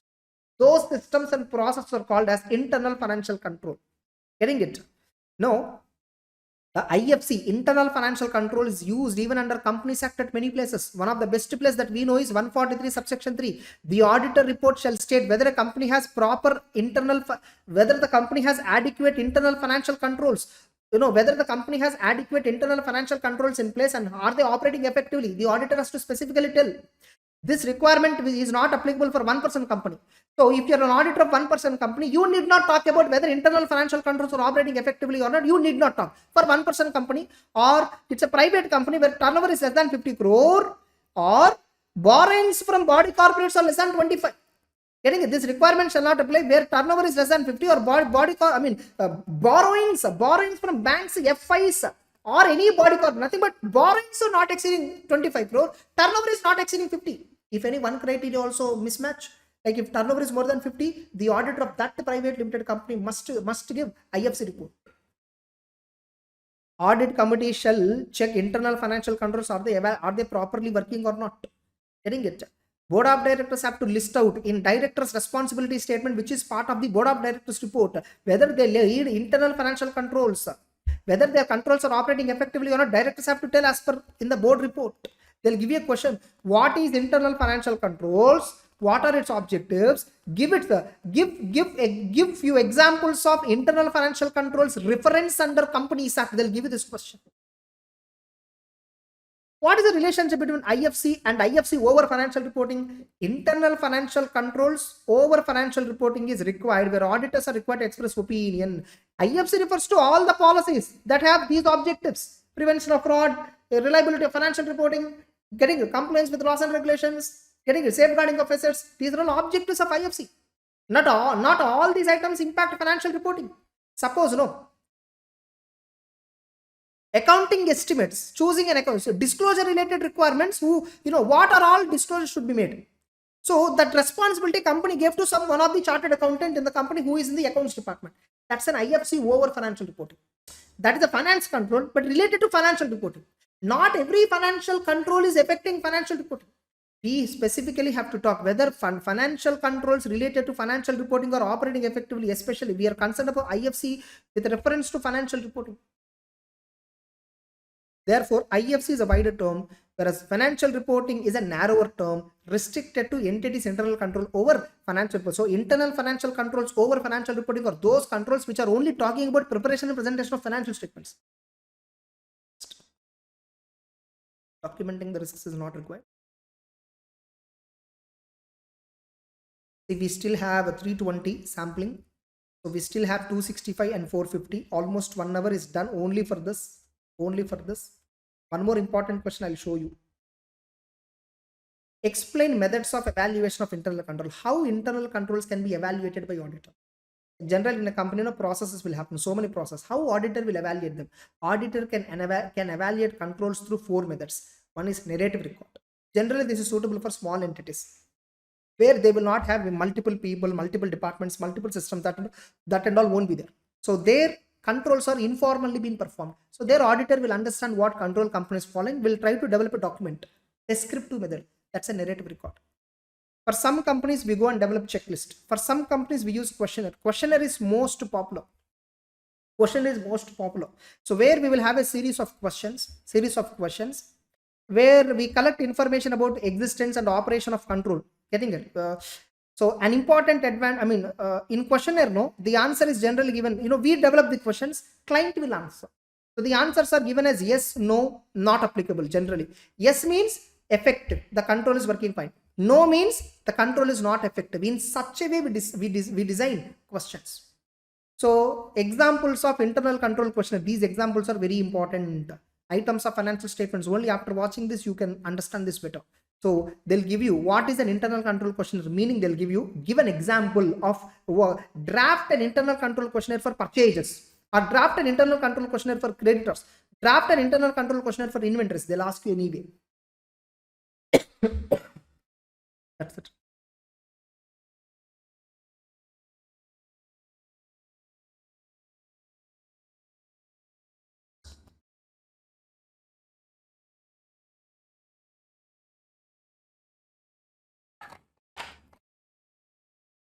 That's it. With this, I will put full stop to risk assessment chapter. I will now discuss further 265, 450 and materiality. This I will be discussing little in depth. So 265, 450 and materiality. That's it. So continue watching. First I'll be covering 265, then 450, then materiality. So with that, this part 4 will be completed. Of course, in this part 4 itself, audit of balance sheet items and items of financials is included. And we also have included SQC 220 also. I hope you have watched it. Look at the time step if at all you didn't watch. So let's continue 265 standard, communicating deficiencies in internal control to those charged with governance and management. See, in risk assessment and internal control, first we evaluate risk, then we check internal controls. In the process of audit, when we are doing audit, we will discover so many material misstatements, and we will also be discovering so many processes, so many controls which are not functioning effectively. Or we also discover sometimes some processes, some business process where there is no control at all. Company has not implemented controls at some risks. There is a risk, but there is no control, corresponding control. So if a control which is already designed, implemented, operated, but unable to prevent, means control is existing but not effective, that is a deficiency in internal control.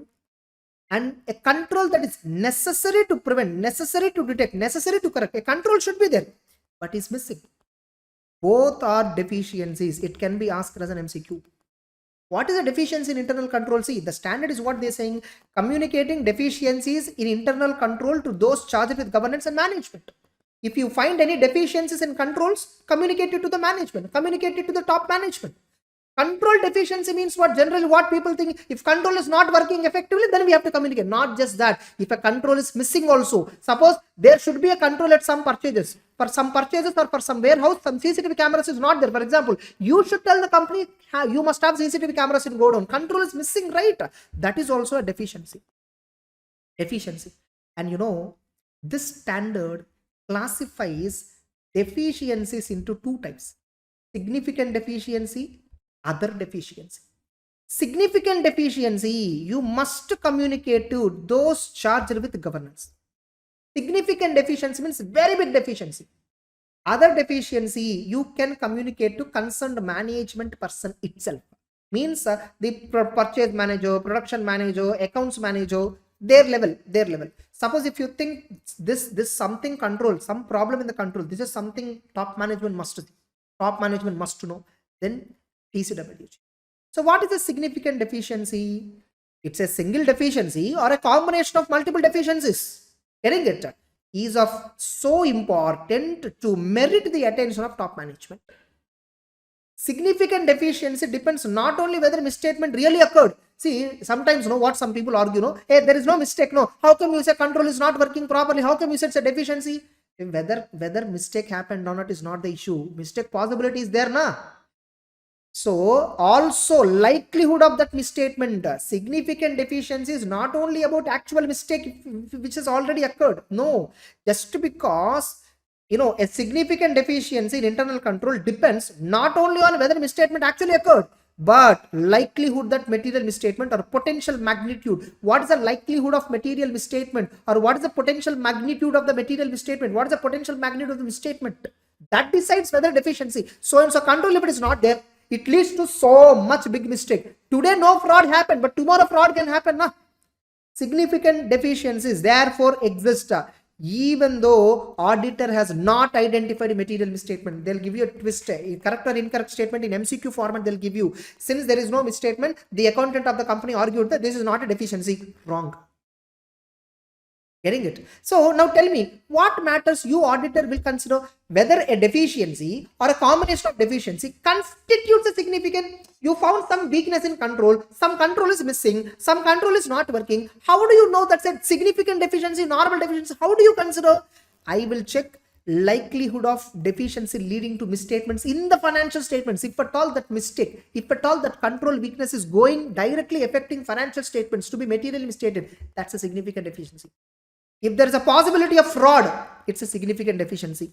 Subjectivity and complexity involved, so complex, so high judgments are involved, it's a significant deficiency.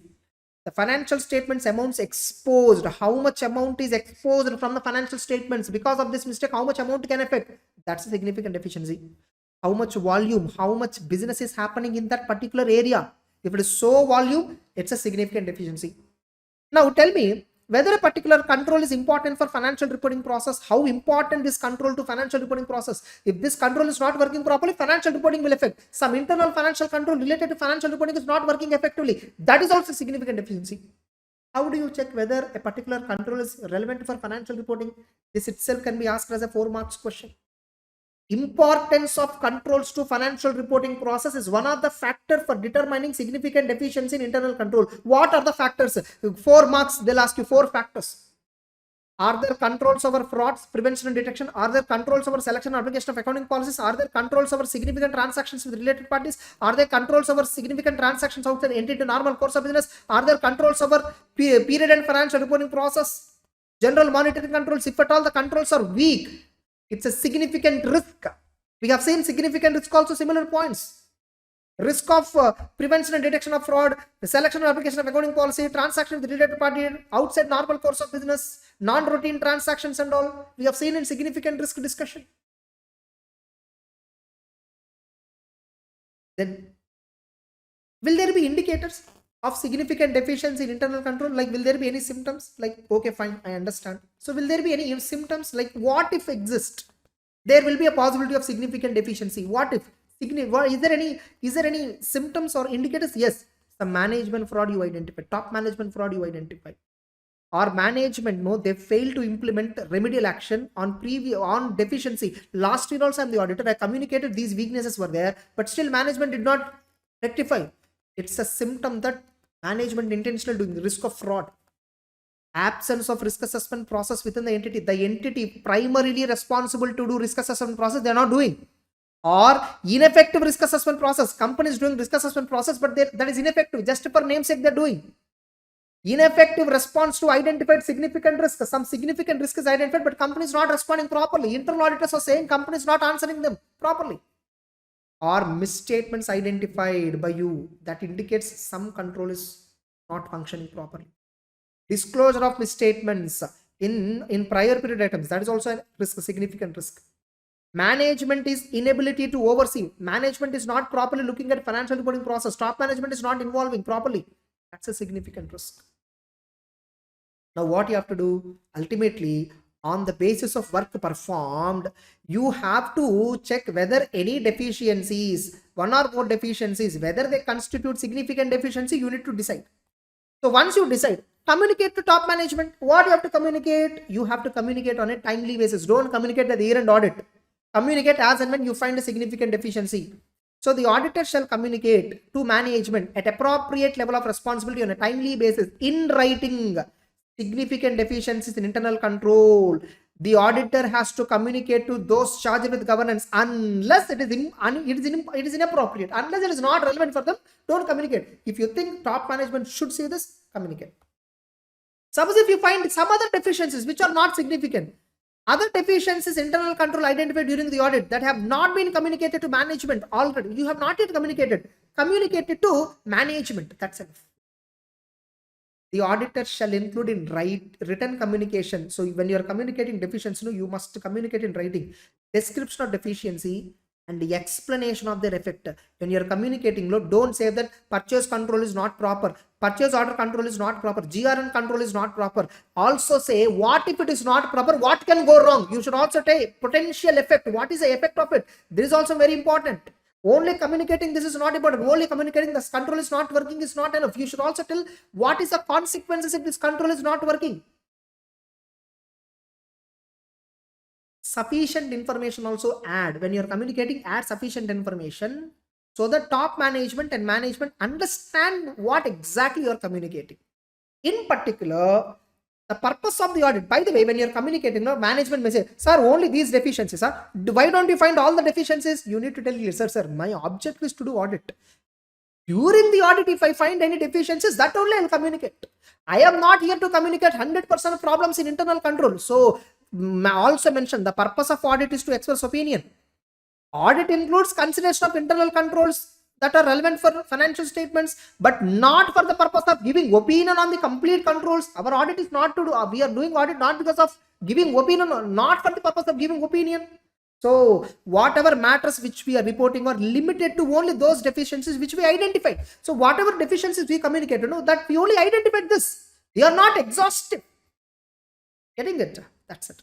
So here there is a practical question. 265 is actually quite easy. Just that you need to understand the gist of the standard. You need to understand the entire standard as a whole. So the objective of the auditor is communicate properly to top management and other management deficiencies internal control which auditor has identified during the year. Whatever you identified, that in auditor's judgment are of sufficient importance to merit top management or management attention. So with this, 265 standard is over. So simple actually. You read this now with this understanding, you will get it very easily. Yes, let's proceed with essay 320. Materiality in planning and performance of an audit. Actually, the institute book says refer CA inter material for this. So just I'm covering because many do not understand this standard, though they think they understood. Okay. Now, first of all, there are some terms that you need to understand, which I briefly give you an idea. There is something called overall materiality, performance materiality, triviality level materiality. Materiality, triviality levels, we call it as trivial. Okay. Suppose the company has the auditor has determined in the circumstances, based upon the given circumstances, where auditor felt for this company, turnover is the right benchmark. Auditor felt turnover is the right benchmark. For some entities, turnover may not be the benchmark. For some entities, capital invested is benchmark. For some entities, profit is the benchmark. For some entities, something else could be the benchmark. Getting it? Suppose if the auditor felt in the company where he is doing audit, turnover is the benchmark. He applied 0.5% as some amount. That is the overall materiality level. Let us assume turnover is 100 crore or else 10,000 crore. 1% means 100. 50 crore could be the materiality, overall materiality for the financial statement. So what do you mean by this overall materiality for financials? If at all, the aggregate of the misstatements that you identified, if at all it is exceeding this, you assume that financial statements are materially misstated. But 50 crore aggregate of the mistakes I identified means what? Within the sample I selected, these are the mistakes I identified. What about undetected mistakes? See, I do audit on a sample basis. Within the sample only I will identify mistakes, right? Within the sampling only I will identify mistakes, right? So within the sample, the total of mistakes are crossing materiality level, overall materiality level for the financials. Okay, I agree it's a material misstatement, but I have not verified 90% of the population.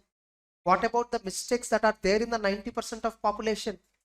So let me not compare my aggregate of misstatements with the overall materiality level. Let me decide my materiality level 30 crore. Overall materiality 50 crore. Let me fix my performance materiality at 30 crore.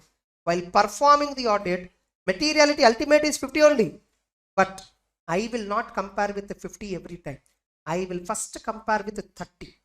Now, whatever mistakes I am identifying, if at all the moment it crossed 30, definitely total misstatements in the entire population will cross more than 50.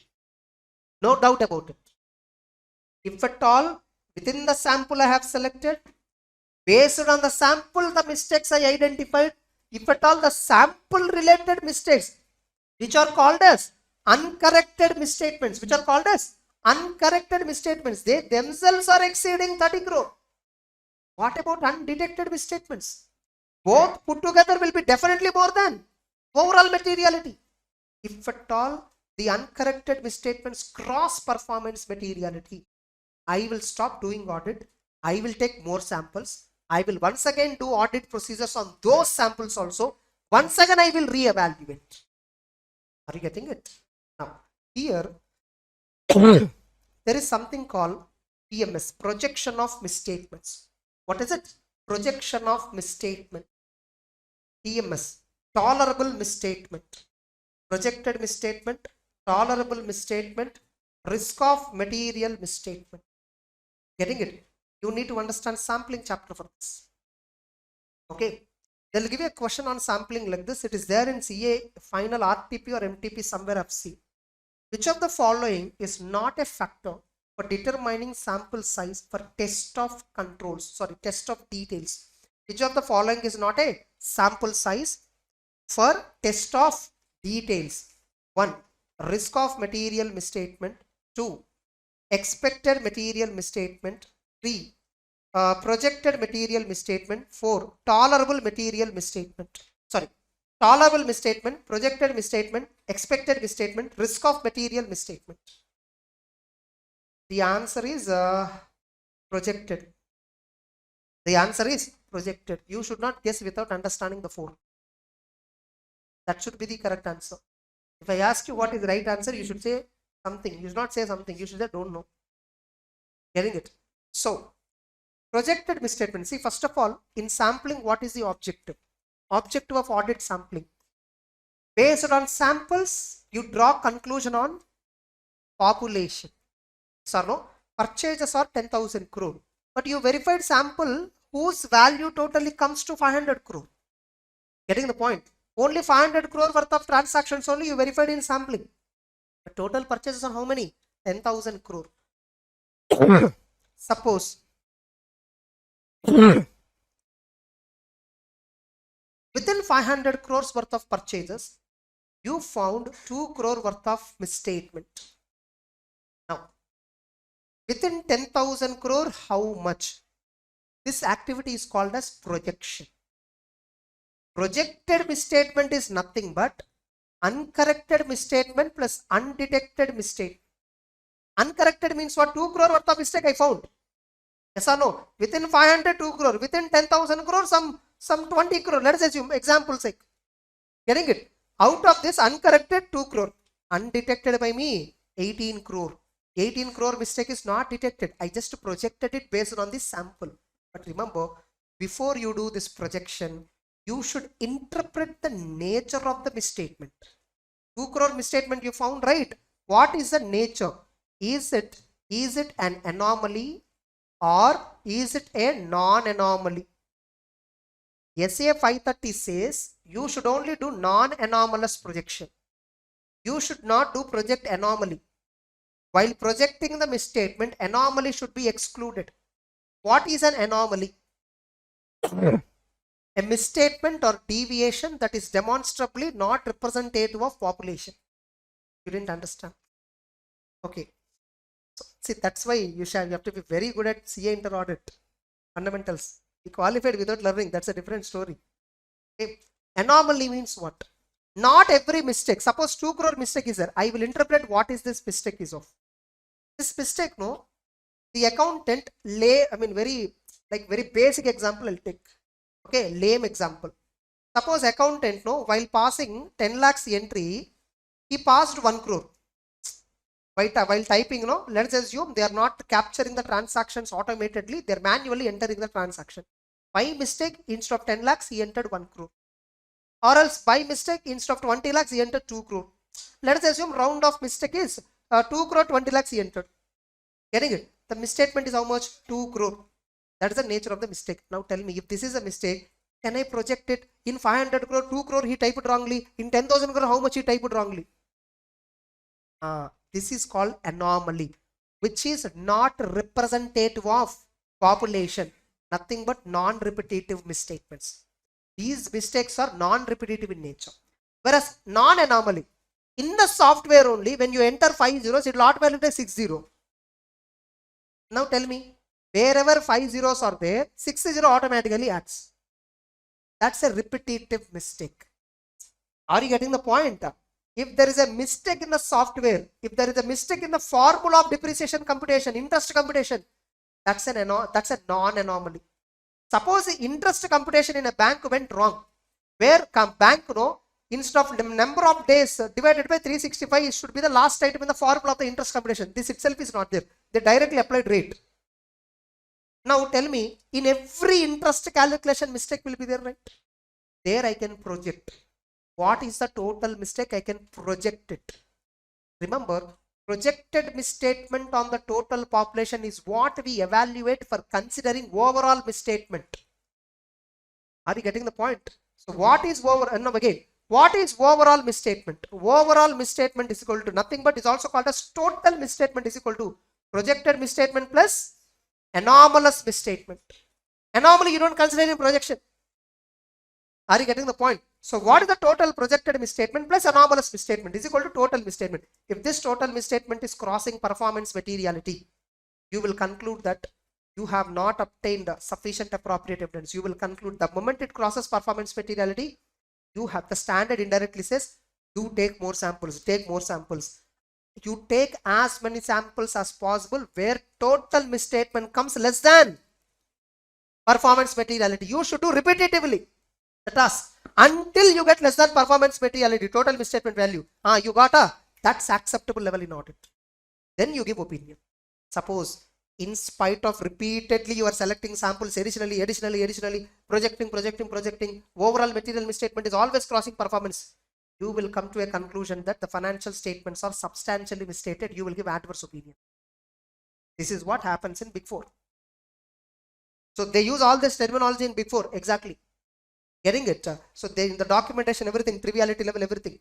Now, so this is how the materiality concept works. First of all, got clarity on this? Basic understanding how materiality 530, everything is interrelated.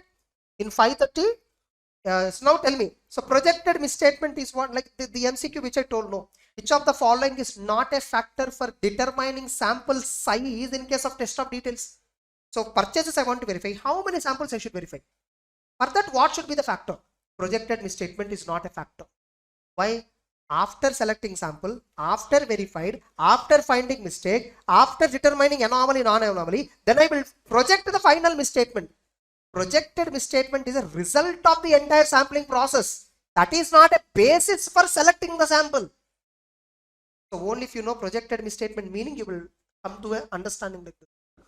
Tolerable misstatement is called as performance materiality. In 530, it is called as tolerable misstatement. In SA 320, it is called as performance materiality. If total misstatement is less than performance materiality, it is tolerable, right? We can give unqualified opinion, right? That's why it's called as what? Tolerable misstatement. So tolerable misstatement is nothing but performance materiality. This is the understanding you must have when you are reading 530 and 320. This link you should understand. Okay. Now, what is the concept of materiality?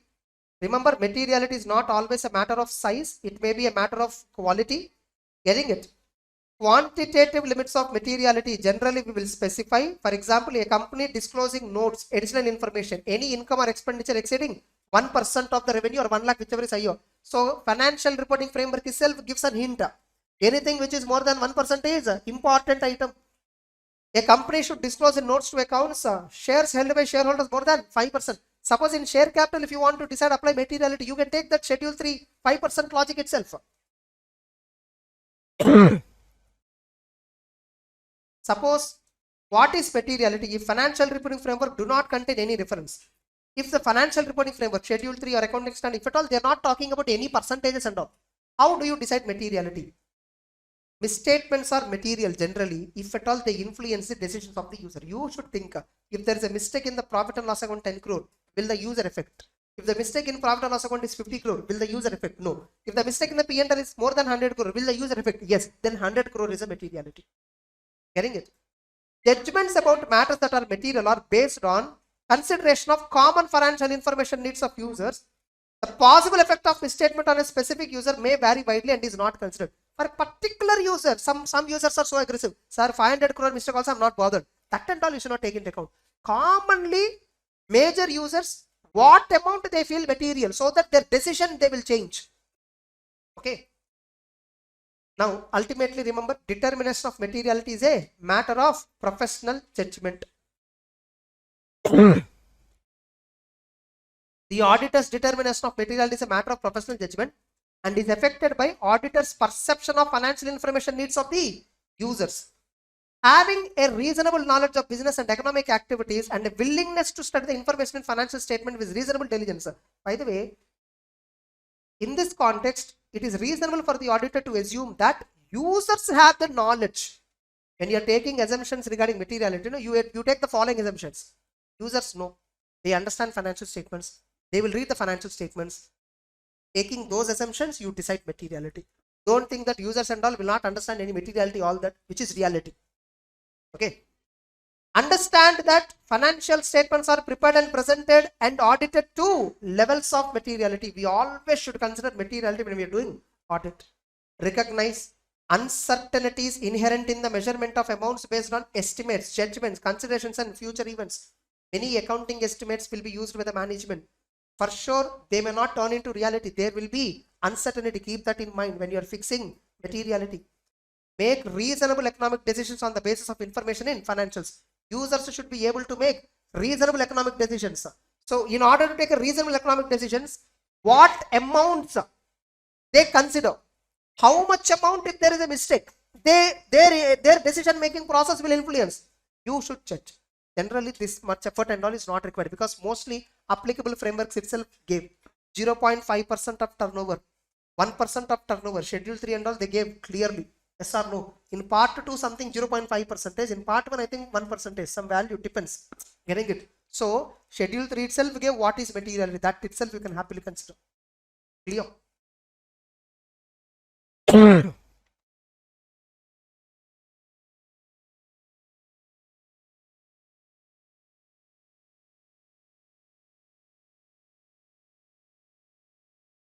These are all generally they have discussed. So much of general content is there. Performance materiality, this will check.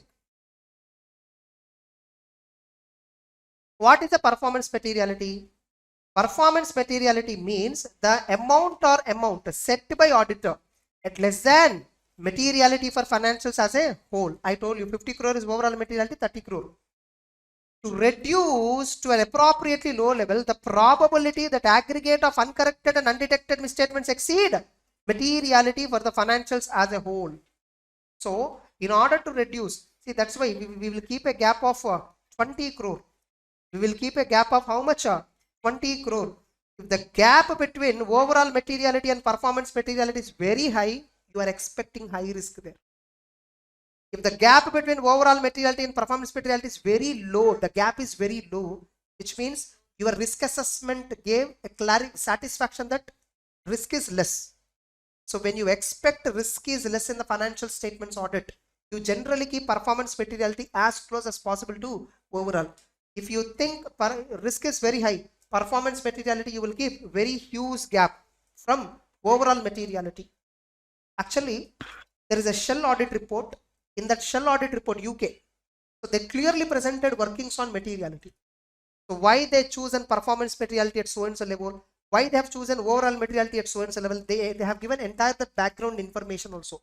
Shell, Shell Petroleum, yeah. So Shell, so that company UK, in that annual report, the auditor's report is very detailed, not like ours. Of course, ours is good, but that is much more detailed. How auditor decided materiality, he gave 1 page discussion. How overall materiality, last year overall materiality this much, this year this much, last year performance material this much, this year this much, what is triviality level, they clearly mentioned. Getting it? And they clearly mentioned why there is a change in the materiality, revision in the materiality. So they clearly mentioned all that. I think that if you see also, you will get much more understanding.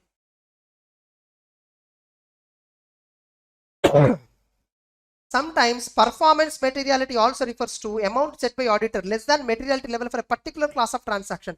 Sometimes if you want, you can keep performance materiality for each class of transaction separately. This is what in reality happens. Overall materiality is same for everything. For purchases, what is performance materiality? For sales, what is performance materiality? For inventory, what is performance materiality? We can keep like that also. So they'll give you a question on this. What is performance materiality? That's it. They'll give you, probably this itself. What is performance materiality? And while determining materiality, auditor will use benchmarks. Some benchmarks we will use. One is elements of financial statements like turnover, capital, expenditure, all that. And you will consider nature of the entity and its life cycle, industry and economic environment. You may consider ownership structure. You may consider volatility of the benchmark. Suppose if you think turnover is so extremely variation, there is extreme variation in the turnover from last year, and this year. Turnover may not be a right benchmark. You choose some other benchmark which is less volatile. Based on that, apply percentage and choose materiality level. In November 22 paper, I think so, they have asked a question on this. Which is right benchmark? I think in the pronouncement book, actually in the main book you will find this. Main book I have given the content with that example. That question only they asked in CA final, November 22 paper, I think so. So there they will give you some sales data they gave you and some profit before tax, some information they gave you, which is the right benchmark. And they gave you some symptoms that company profit is last year it has lost, this year it has have a profit. So company have chosen, the auditors have chosen materiality based on profit before tax. You need to answer profit before tax is highly volatile. So this is not a right benchmark. The right benchmark for the company sales are constant. Sales is a right benchmark. This answer we should reply by writing the factors affecting the benchmark. So what are the factors that affect in identification of appropriate benchmark? Getting it? This question only they asked. 4 marks question they asked. 4 marks or 2 marks, some 2 sub questions were given. In that one sub question is this. Number 22 paper, I think so. I'm strong. I think I'm very sure. Number 22 paper only. Just check out. Number 22. Every time auditing paper comes, people say that's the toughest paper. Now, these benchmarks like turnover, capital, profit before tax, from where you can take? You can take them in current period financials. You can take from the current period financials, period to date financial results. Or you can take from prior period statements. Or you can take benchmarks from budgets and forecasts. Whatever you feel most appropriate, that benchmark you select, based on that apply a percentage, you will get materiality amount.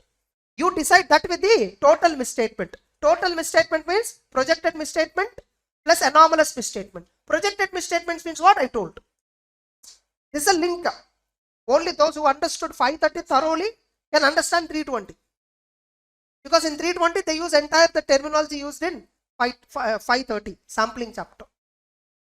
And once you fix a benchmark, apply a percentage on it.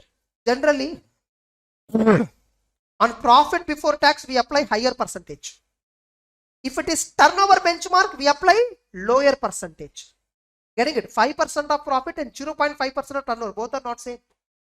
So if profit before tax is the benchmark, how to decide materiality amount? Apply a higher percentage in comparison with the turnover benchmark. So there is a relationship between percentage and chosen benchmark such that percentage applied to PBT from operations will normally be higher than a percentage applied to total revenue. Okay, these are all may be relevant for MCQs. That's not required. Materiality for class of transaction. Revision of materiality, important question for 4 marks. Revision in materiality. Will auditor revise the materiality? So of course, as audit progresses, if you got to know some additional information, a change in circumstance, availability of additional information, change in actual financial results than anticipated results. I'm continuously finding so many mistakes. I may have to decide materiality at lower. Generally, you might have seen this word, audit risk and materiality are inversely related. If you predict high risk, you keep materiality at low level. You will verify even small transactions. Getting it? Increase in estimated risk than the original prediction. Originally you predicted low risk, so you kept 50 crore materiality. Later you felt that risk is very high. You can reduce it to 20 crore. In Shell, they will give all this data. Better I'll open once, okay? So you will get an idea.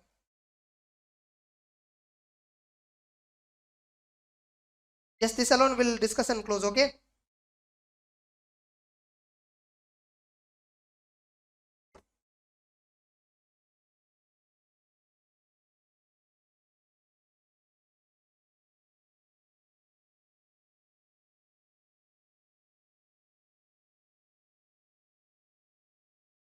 Actually, the standard takes lot of time. I just want to introduce you what is there in the standard. If at all you have time, only study, but don't neglect, because even in the old scheme 320 discussion is not there, but they asked a question. So now also 320 discussion is not there in the final material, but they'll ask a question. Possibility is there.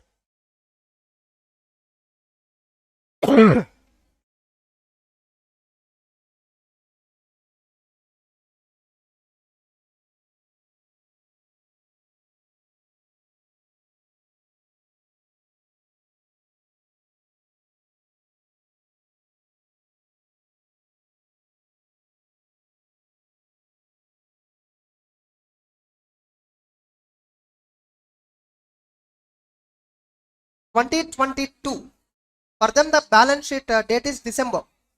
They follow calendar year, so that's the balance sheet date. Let me check once, is it there in my data or not?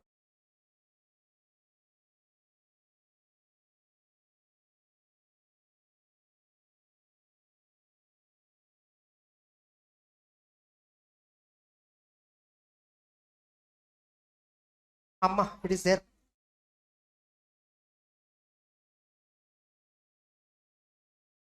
See, this is auditor's report, independent auditors reports to members of Shell Public Limited Corporation, opinion paragraph, basis for opinion, conclusions related to going concern. It's not uncertainty and all, just the conclusions on going concern. Overview for audit approach. In that, assessing materiality, planning materiality. This is also called as overall materiality, nothing but 1.2 billion. In 2021, 1 billion. And performance materiality, 0.9 billion. In 2021, 0.75. Reporting differences, nothing but triviality materially. So now when my team is working, audit team, if they find a mistake more than this much value only, they have to report it. Otherwise, they can ignore that mistakes. But they'll just keep aside all the mistakes which are less than this. They will not immediately react. Getting it? Now, they have made probably here, they might have given some, we based our materiality on normalized adjusted earnings on a pre-tax basis. So that's a benchmark. Pre-tax normalized earnings. This approach removes both effects. So they're giving reasons. We concluded that it's appropriate to set planning materiality at 1.2. We adopted the following materiality measures in 2022. I think 21 report has much more detail. In 21, no, they changed it. These are latest numbers, 22. In 21 Shell report, no, these numbers are different. At the time, they clearly mentioned because of COVID pandemic, all that, the risk has been increased a lot. So materiality, overall materiality, they changed it drastically. Performance materiality also, they changed it drastically. You see here, overall materiality 1.2 billion. Performance materiality 0.9, just a 25% variation only. Whereas in the 2021, overall materiality 1 billion, performance materiality 0.5 billion. The gap was very high because at that time, since because of COVID, fraud risk factors are very high, pressures are high. So they mentioned that reason. Now again, they revised it to 0.9 billion, which is nearer to planning materiality. Clear? Now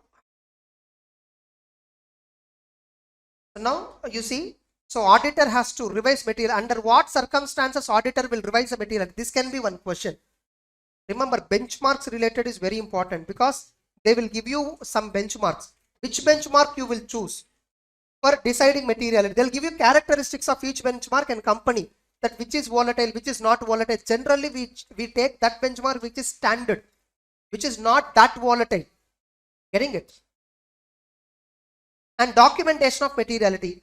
What is the materiality for financials as a whole? That is called as actually planning materiality.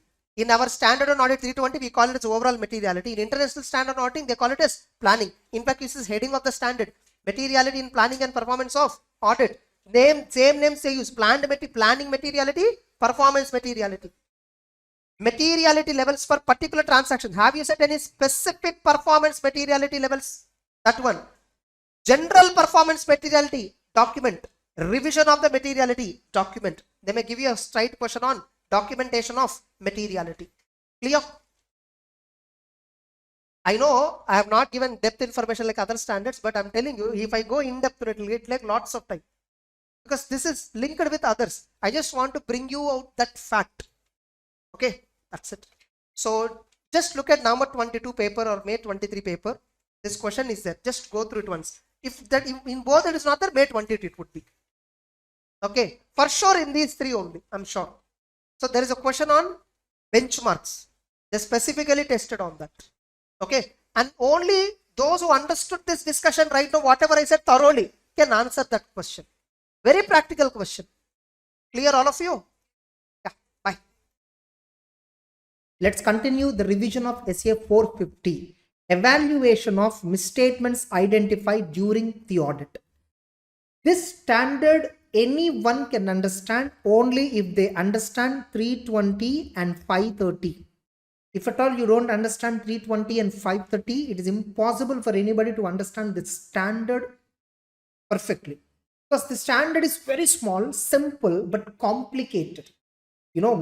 This talks about, if you don't understand these two standards, many points in the standard, you will not understand why you're reading.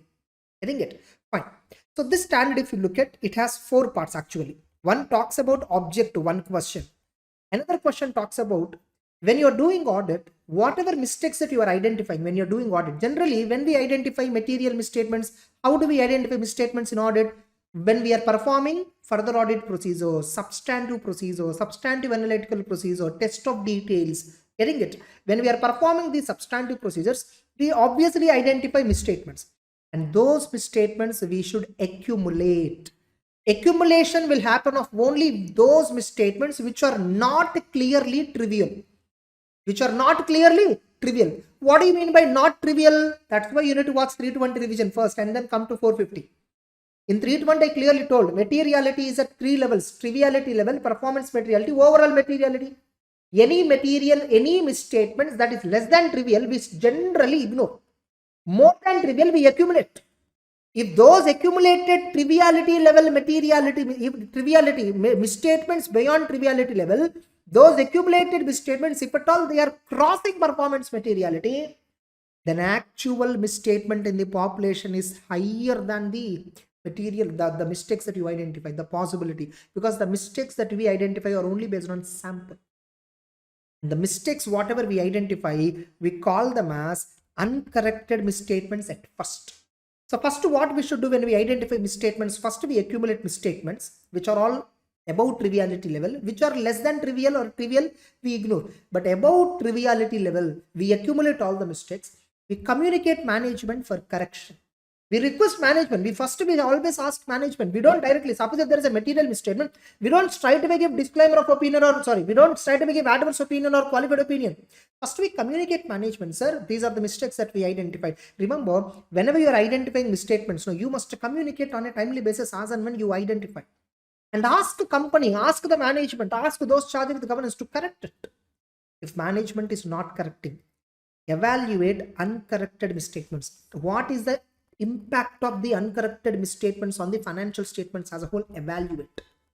If you think the impact of uncorrected misstatements on the financial statements is material but not pervasive, then you will give qualified opinion. Again, here also you will not straight away give opinion. First you prepare a draft audit report as per 705. The draft audit report you will first give it to the management and those charged with governance. Then if still management do not respond, then you will finalize that audit report and give qualified opinion.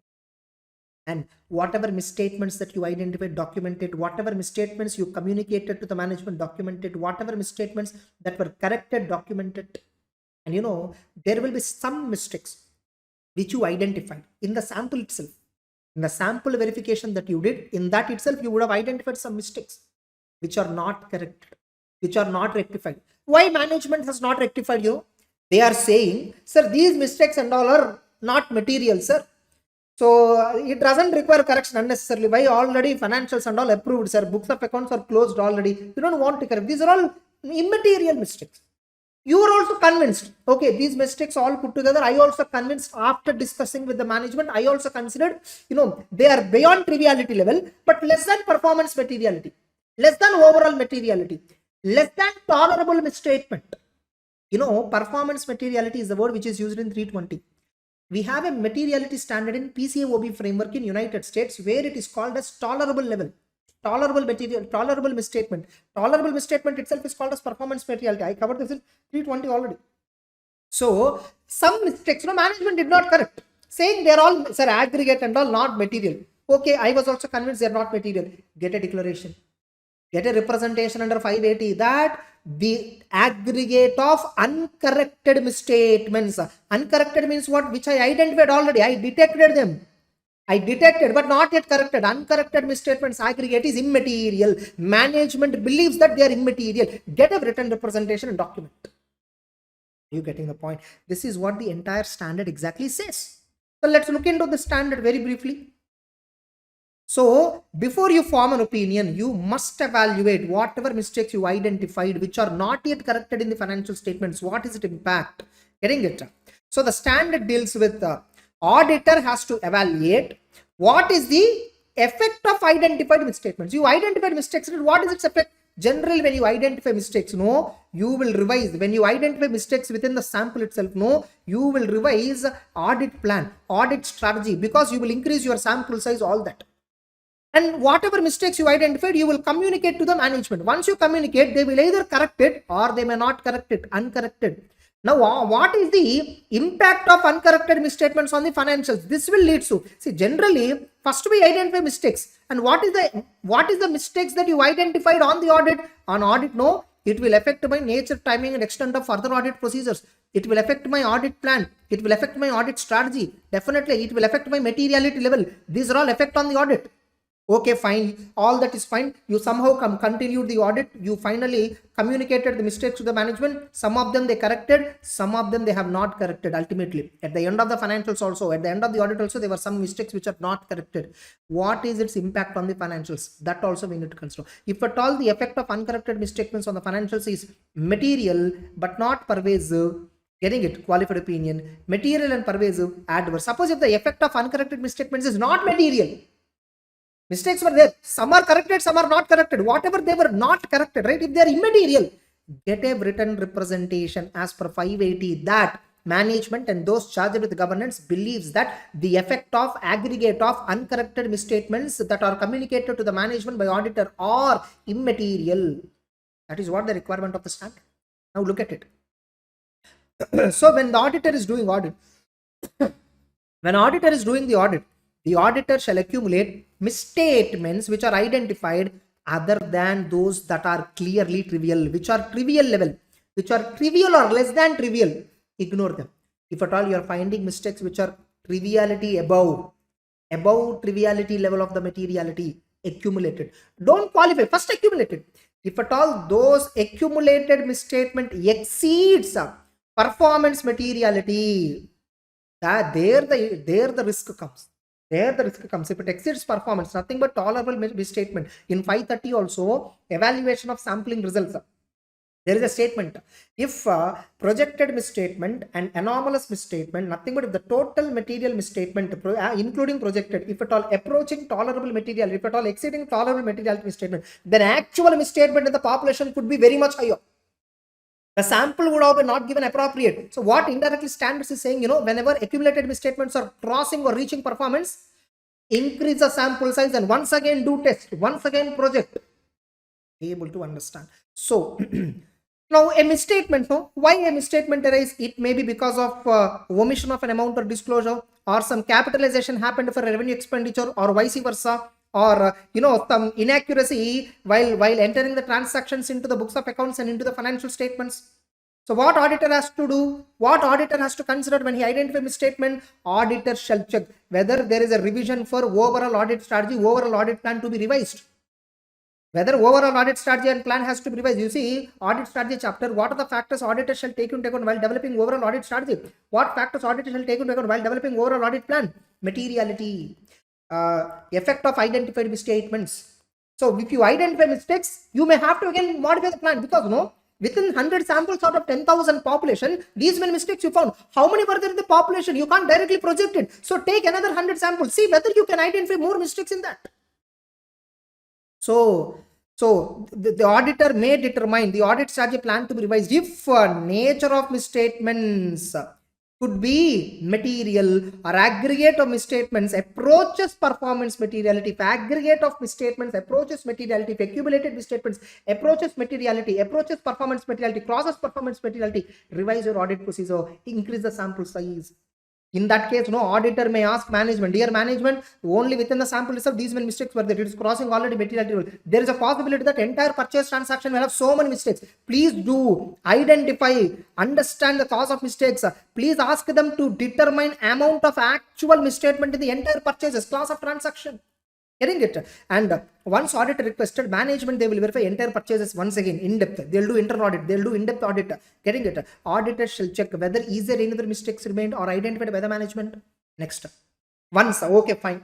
So once mistakes are identified, I will plan my audit process. I will change my audit procedures. I will change my audit plan. I will increase sample size. I will also ask management to do in-depth audit. All that. Once everything is over, once mistakes all are identified, uncorrected mistakes all are identified, I will have to communicate on a timely manner. And if management is correcting the material misstatements, I will check whether they corrected properly or not. Getting it? If at all management refuses to correct, understand why management is not correcting, and once again check whether as a whole the financials are material free from material misstatements. And look at management ultimately said some mistakes they didn't correct. No, what is its impact? What is the effect of uncorrected misstatements? Suppose, look at, the auditor shall determine whether uncorrected misstatements are material. While deciding whether they are material, look at the size of the mistake, nature of the mistake. Getting it? Nature of the misstatements, is it repetitive or non-repetitive anomaly? What is the effect of uncorrected misstatements related to prior period, if at all? If at all any mistakes are related to prior period, what is its effect? Communicate. The auditor shall communicate with top management regarding uncorrected misstatements and what is its effect on the opinion. So ultimately, whatever mistakes still were left, not at all rectified in the financials, the mistakes are as it is kept. What is its impact on audit opinion? Check. The auditor auditor's communication shall identify material uncorrected misstatements and request them to be corrected. The auditor shall communicate with the top management misstatements related to prior period also. If at all any mistakes you identified which are material related to prior period, communicate to top management. And ultimately, management is not correcting some mistakes.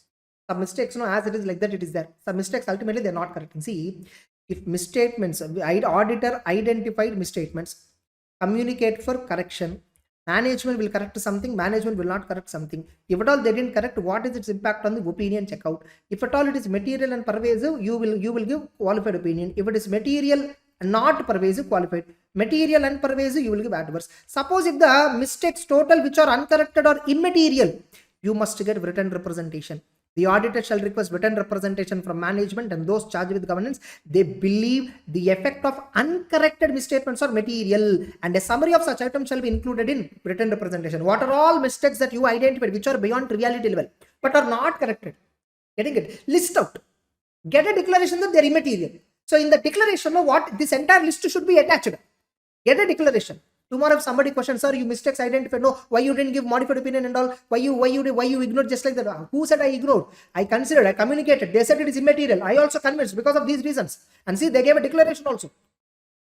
Next, finally, the auditor shall document amount below which misstatements would be clearly trivial. Nothing but triviality level materiality amount you should document.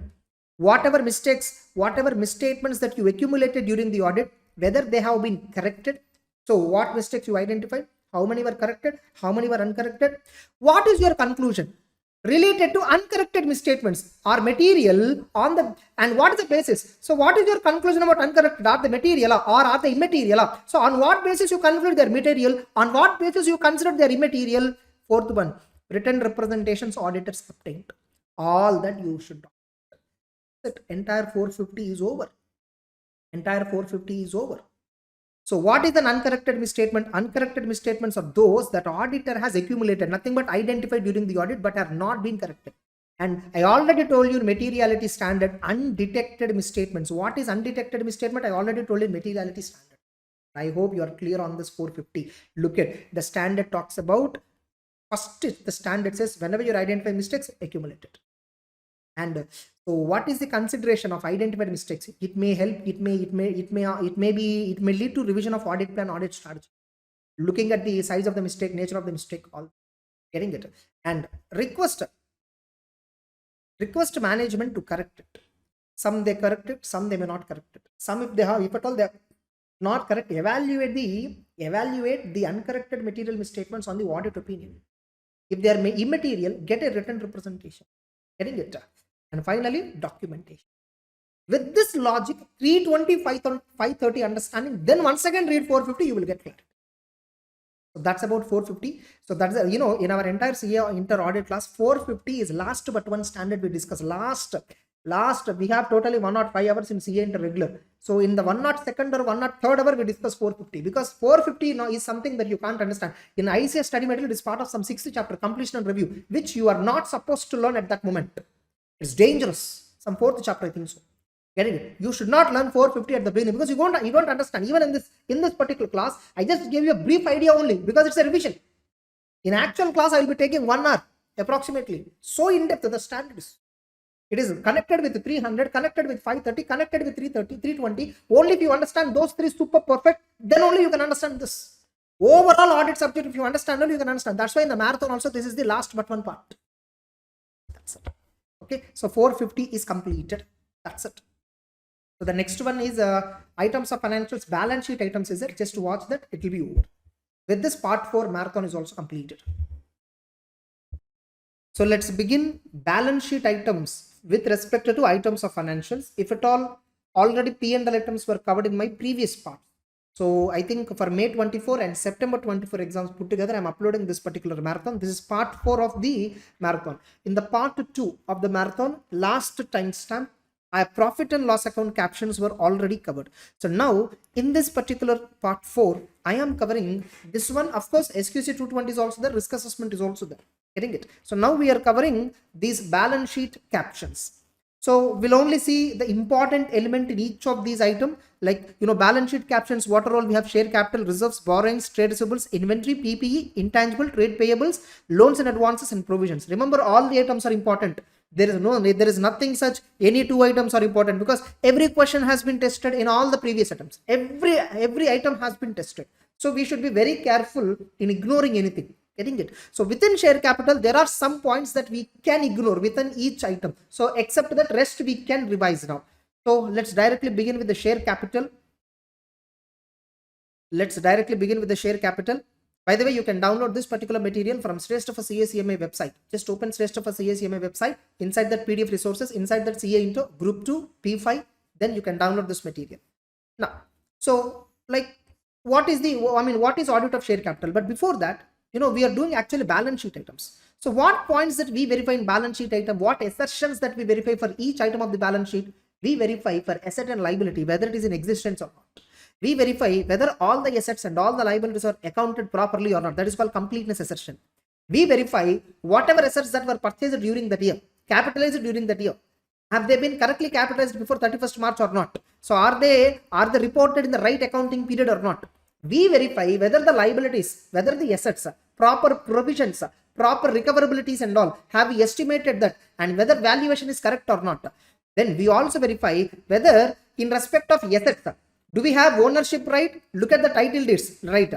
In case of loans and borrowings, for example, liability, loans and borrowings, we see loan related documentation as an obligation, because loan is an obligation, liability is an obligation, asset is a right.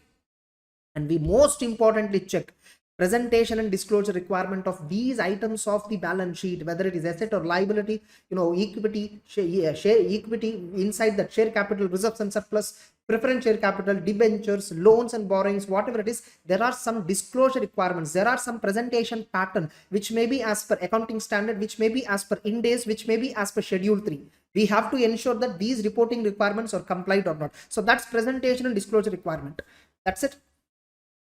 Sometimes in exam, they may ask you only this item. So write about presentation and disclosure assertion for balance sheet item. Directly they'll ask you this. So where you have to write these points and give an example. With an example they'll ask you. So you just have to give an example like this.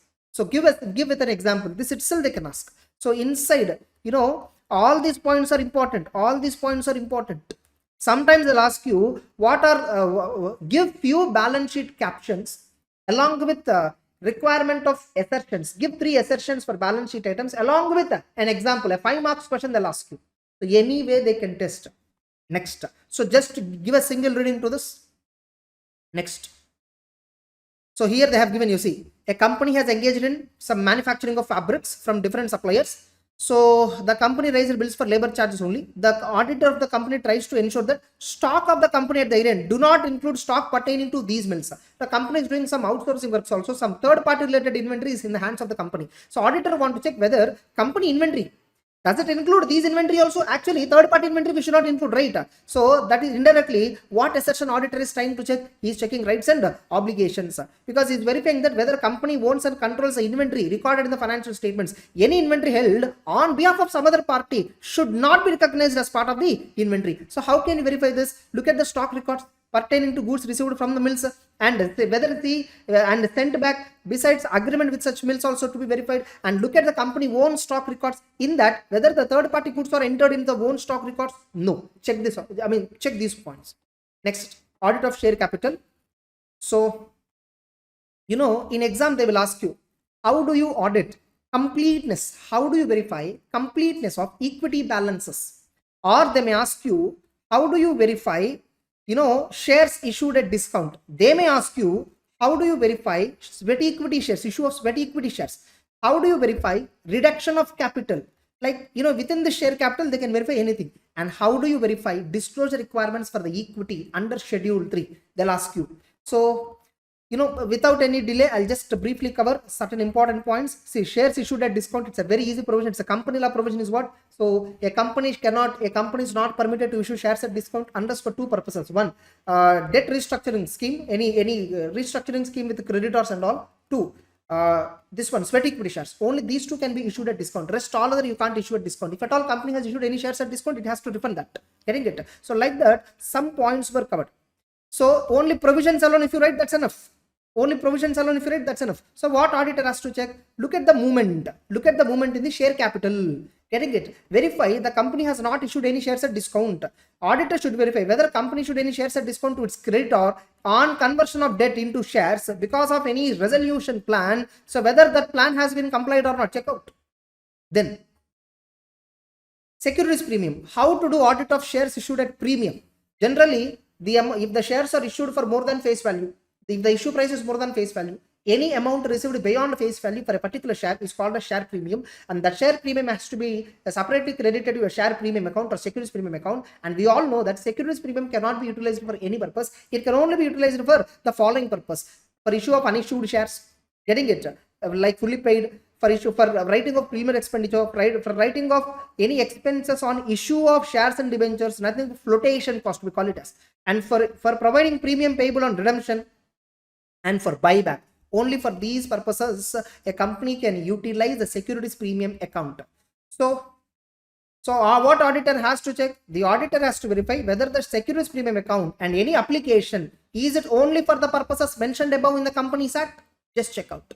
Next, what is a general audit approach for share capital? Sometimes they'll ask you like this only. What is the general audit approach for share capital? The general audit approach is very simple. We will take a share capital, opening balance, closing balance. What happened? If there is a change in opening and closing, exactly we will see changes in equity. So exactly what happened, the change. Suppose if there is an addition of capital, see whether cash is received or not. Suppose if no cash is received for additional capital, whatever additional capital, capital has been increased, but no cash has been received. Probably the shares might be allotted for consideration other than cash. For what consideration? To whom it is allotted. So tally the period in share capital and check authorized capital, issued capital. If there are no changes during the year, get a confirmation that there are no changes to the capital structure. And if suppose there is a change, see whatever additional capital company raised, it is within the authorized capital or not, check out. And get, whenever company issued any shares, there will be some resolution copies of board meetings, shareholders meetings, all that. So get those copies. So if there is any fresh issue during the year, look at the allotment return filed with ROC, all that. See whether minimum subscription happened or not. And ensure that no shares are issued at discount. If at all any shares are issued for consideration other than cash, So check whether it is issued to whom, promoters or underwriters, or to whom it is issued, and see compliance with SEBI regulations in case of listed entity, and get the forms filed with the Ministry of Corporate Affairs, ROC, all that, and see that the increase in share capital accurately calculated the required fee and stamp duty. This is not an important point. So in this, what is the general audit procedure for audit of share capital? Any 5 points you remember. Any 5 points. Any 5 points of your choice. Next. Shares issued at premium, just now we have covered. Shares issued at discount, just now we have covered. Then issue of sweat equity shares. We all know sweat equity shares means those shares which are issued to the shares which are issued directors or employees at a discount or for consideration other than cash for providing know-how, rights of intellectual property or value additions by whatever name you call it is, because they are contributing to the company, we are rewarding them. The auditor has to verify, see that this is authorized by a special resolution. See that the resolution specifies how many shares and market price and on what terms and conditions we are issuing to directors and employees. See that equity, if at all shares are any listed, SEBI resolution, SEBI related approvals also we should check. If they are not listed, see that they are as per the company's related rules and all. Further, the rights, the limitations, the provisions as applicable to normal equity shares are applicable to sweat equity shares. Generally, same class of equity shares we issue. We don't issue a separate class of equity shares to sweat equity shares. Just that they are issuing on the occasion of rewarding the employee. That's why it's called sweat equity. It's not a different class of equity share. Then reduction of capital. A company can only reduce capital through a special resolution. See, verify meeting of shareholder whether special resolution is passed or not. See whether a company can do reduction of capital through articles as per articles or not. See whether it is ultra articles or not. Verify the company has not defaulted in repayment of deposits, interest thereon, getting it. Only then debentures and all, if at all company do not, only if a company does not default in repayment of deposits, only then only then it is permitted to go for reduction of capital. See tribunal order for reduction. Check registrar certificate as per reduction. See the journal entries whether properly reduction of capital happened and whether requirements of schedule 3 have been complied or not. Check out. Confirm revaluation of assets, because reduction of capital company will go for these purposes because the capital of the company is too much or the assets are overvalued. Getting it? There are some reasons. Only for that reduction of capital will be permitted. So that's it. And once a company has went for reduction of capital, the words "and reduced" must be shown in the balance sheet, on the face of the balance sheet. "And reduced" words must be shown. That's it. Any 5 points. Any 5 points. Disclosure requirement. See that the following disclosure requirements have been complied with. 1.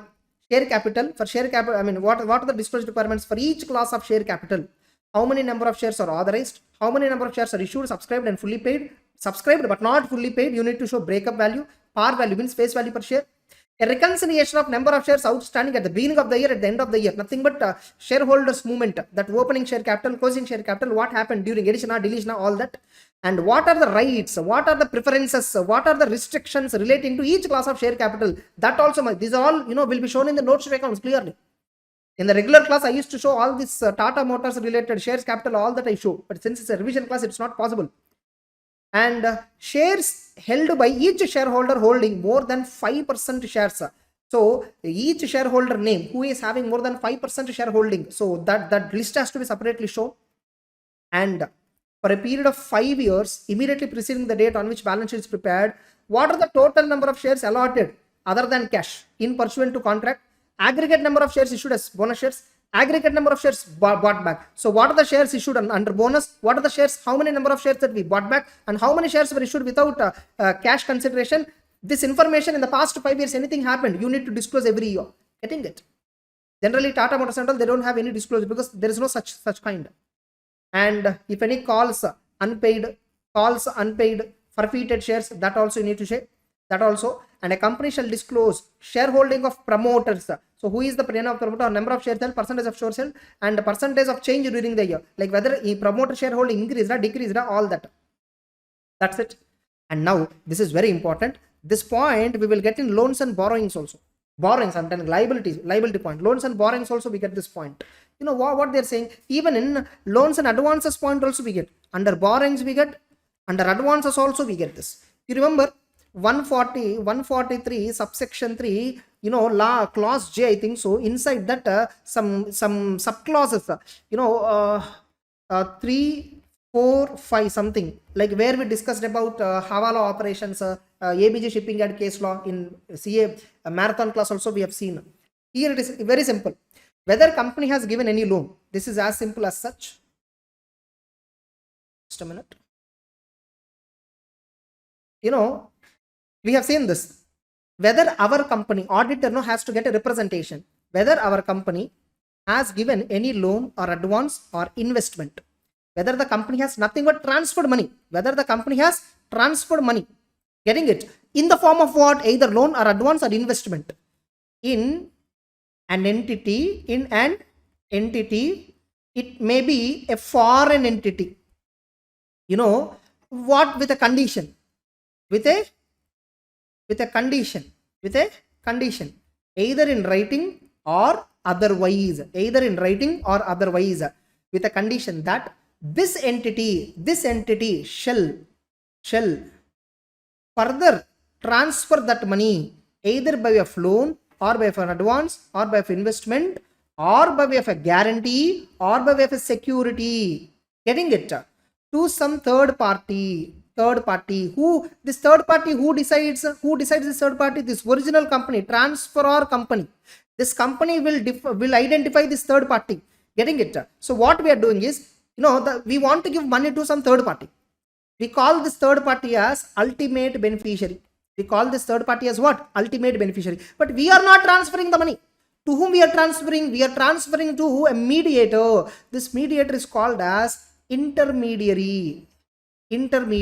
So we are transferring some funds in the form of loan or advance or investment. Nothing but as a share capital, I will transfer funds to an intermediary, which may be a foreign intermediary, with an understanding either in writing or otherwise. Getting it? That the foreign intermediary or that the Indian intermediary, nothing but that intermediary shall further invest that money, shall further loan or advance or provide guarantee or provide security to the party or third party on behalf of the ultimate beneficiary. So this is ultimate beneficiary, right? On behalf of ultimate beneficiary, they should either give guarantee or security to some third party, or to this ultimate beneficiary, they should transfer this amount. So whether the company has entered into any transaction, if so, whether company discloses this transaction in the notes to accounts clearly, we just have to check. If at all company did not disclose, we need to qualify our audit report, because this is a disclosure requirement. Okay, company really disclosed everything. Okay, everything is disclosed. Huh? Get a formal written representation as per 580. Get a representation also from the directors that every of these kinds of transaction is disclosed. Get a declaration. Enough.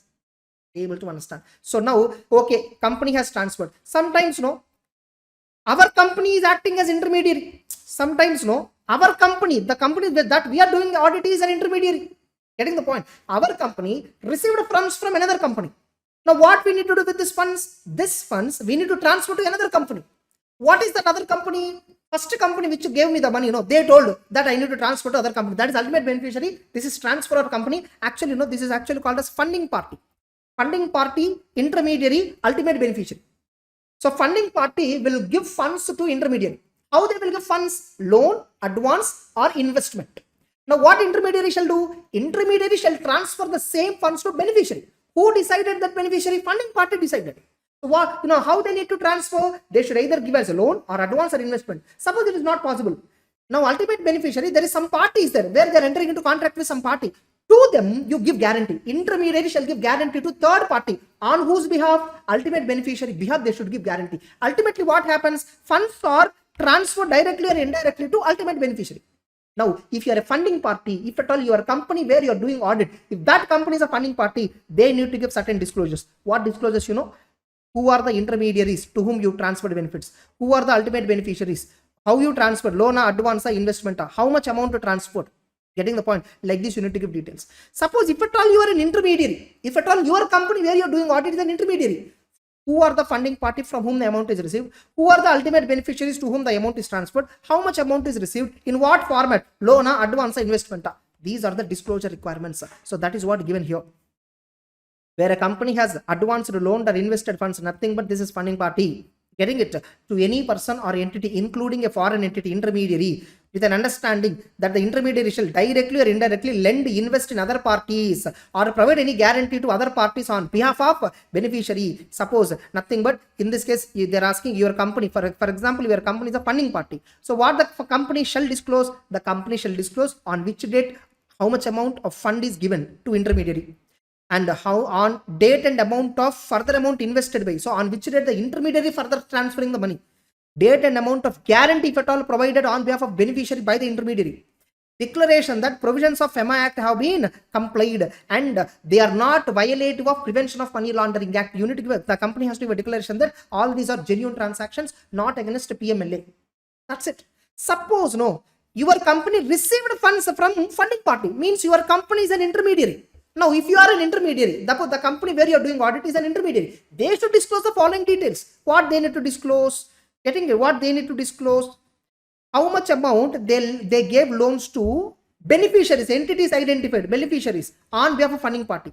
Whether they provided any guarantee or security on behalf of beneficiary to some third party. If so, how much amount received from funding party? What is the amount further loaned to beneficiaries? And what is the guarantee that given on behalf of beneficiaries? Declaration that these are all transactions are as per the FEMA Act and are not against PMLA, Prevention of Money Laundering Act.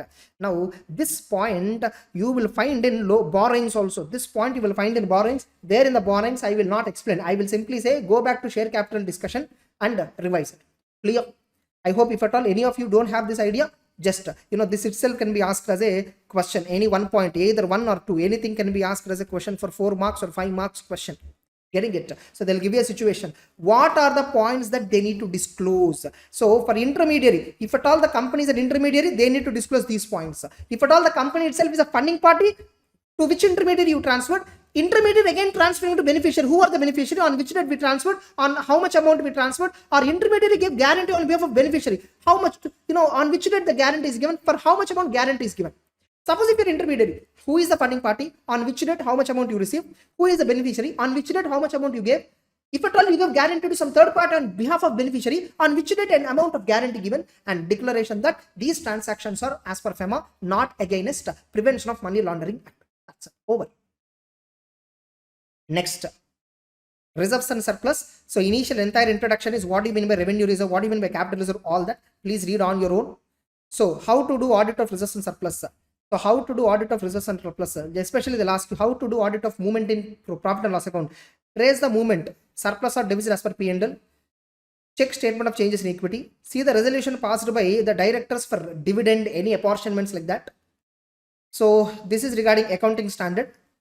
And securities premium also comes as part of reserves, right? See that the securities premium is utilized as per the provisions and all. And disclosures. Now, in reserves, this is most important. What are the disclosure requirements for reserves? Reserves can be disclosed as capital reserve, CRR, SR, securities premium, debenture redemption reserve, revaluation reserve, shares option outstanding reserve, other reserves. If it is other reserves, you can't say other reserve, sinking fund reserve, what? You need to specifically name it. Surplus in the profit and loss account. So a reserve specifically represented by investment is generally called as a fund, sinking fund, because generally whenever we allocate some sinking fund, we transfer to sinking fund, generally depreciation fund, this is called as. We generally invest it somewhere in the form of fixed deposit or markets. That's it. Then borrowings, audit of borrowings. What is the general audit procedure for borrowings? Very simple. Even if you don't read this also, you can happily visualize and write. What is it? First of all, a company whenever they want to borrow any loan, board resolution is required. See the board minutes for approval of the new lending arrangements and check the loan records to the loan agreement. Verify, roll out and obtain independent balance confirmation in respect of borrowings from lender. Getting it? Whether it is banker, FIR or some company, get a balance confirmation also. Check the details of leases and hire purchase records with underlying contract. In case of debentures, look at the trust deed. When the debt is retired, ensure that discharge is received on the asset, because generally, whenever a company is borrowing any loan, generally security will be created. Security means it's a creation of charge. So whenever we repay a debt, charge has to be satisfied. The satisfaction of charge form has to be filed. See whether that form has been filed or not.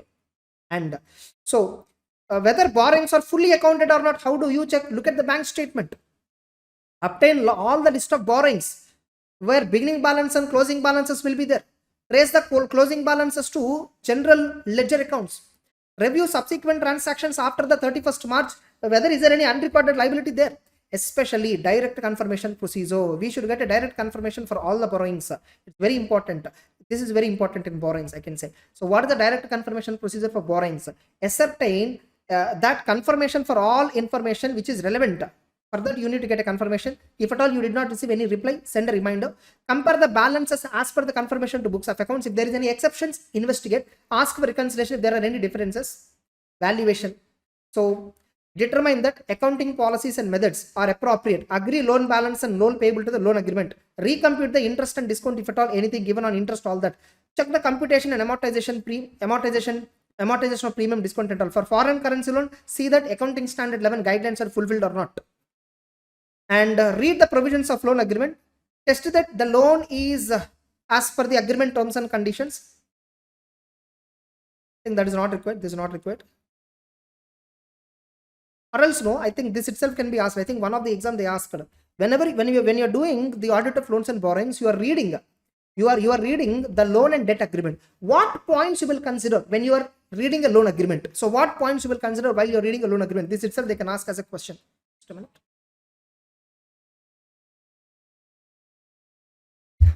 So this itself can be asked as a question, any 4 to 5 points. When we are showing borrowings and loans, no, generally we offer security. If the security value is less than the total loan amount, only secured portion value is there, na? To that extent only we will show it as a secured borrowing. The other one we will show it as an unsecured. So disclosures.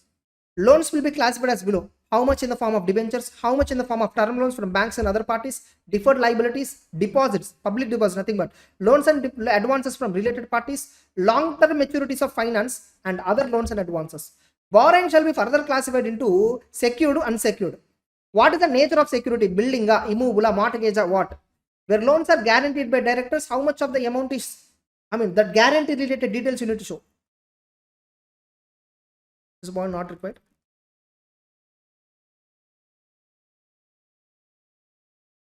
Other long-term liabilities can be classified as trade payables and others. Short-term borrowings. What is the disclosure requirement? I hope this you can read on your own. It's not a big deal. Now, this is important. This is important. Some additional information we should show. Where the company has borrowings from banks or FIs on the basis of security of current assets, it shall disclose the following. Companies now generally will give current assets as security and get a working capital loan. For example, in Caro, in clause number 2, third subclause, inventory related third subclause, where we clearly discuss whether the company has been sanctioned with any working capital limit in excess of 5 lakhs. In such a case, the auditor has to check whether quarterly statements filed by the company, quarterly stock statements, quarterly asset statements filed by the company with the bank, are they matching with the books of accounts or not? Exactly. Whether quarterly statements of current assets filed by the company with the banks are in agreement with books of accounts. If not, the summary of reconciliation and why there is a differences between the books of accounts and statements filed with the bank, because generally companies know while they're filing with the banker, they inflate current assets and then file it so that they'll get an additional drawing power. For that reason, companies do this. Now, second, is the company declared as a willful defaulter by any bank? On which date they were declared as a willful defaulter, and because of which default, because of what loan repayment failure you were declared as a willful defaulter? That details. Willful defaulter means a person or an issuer. Issuer means securities issuer, which is categorized as willful defaulter by bank or FI or consortium thereof in accordance with guidelines of willful defaulters by RBI. So also check whether registration of charges or satisfaction of charges with the registrar of companies. And you borrowed any loans, right? Or you borrowed any share capital, right? How you utilized? This is exactly the same. Just now I told, getting it. If at all, whether are you a funding party or are you an intermediary? Getting it. So you need to disclose the following details. This I have explained in share capital audit already. Next, please read this illustration also. Read this illustration. Then audit of trade receivables. Audit of trade receivables. This is an asset. This is an asset.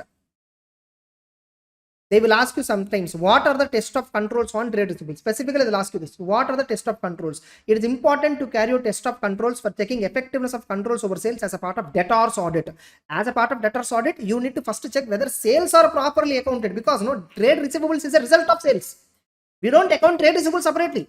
Trade receivable is an outcome of sales transactions. Which sale transaction? Credit sale transactions. So if the sales are being accounted correctly, debtors balance will be arrived correctly. One more thing that extra we need to check is whatever collections from debtors. Very simple. If controls related to sales and collections from customers, if both these controls are effective, debtors value will be correct. Getting it? So debtors is a result of collections and sales. So that's a result of debtors balance. So what controls you need to check? So see that only genuine sales lead to receivables. All the sales are only with approved customers. All the sales are recorded Once recorded, debtor can be only settled only by receipt of cash or write-off. Segregation of duties at every point of time. See, the debtors are collected on time as per the credit period terms and conditions. If the debtors are not collected on time, whether company is taking legal actions or not, balances have to be reviewed periodically and external confirmations have to be done. This itself can be asked as a question. Then, how do you verify existence of debtors? I think existence is not important. Direct confirmation procedure.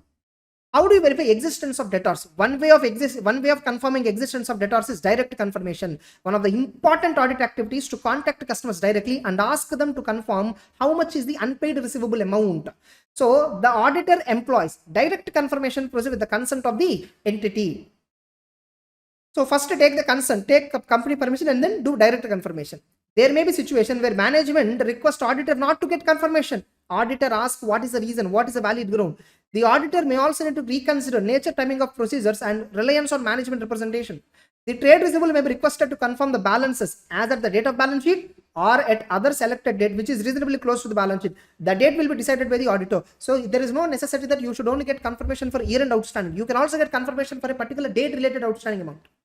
The form of requesting confirmation will be either the form with the balance outstanding amount as per the company wherein trade receivable is requested to respond whether he is in agreement or not, or the form without any balance mentioned wherein trade receivable is requested to respond. Nothing but we ask, both are positive confirmation request only. Both are positive only. Like in one way, we mention the amount and we will ask debtor, is it yes or no? If no, please put the amount. What is there as per your books? Sometimes, we will put blank. Dear debtor, please fill the amount. As per your records, how much amount is there here? You please fill it and then confirm me. So either we put the amount and ask him to confirm, or sometimes without any balance, we will send a confirmation request and ask him to fill the amount and then send back.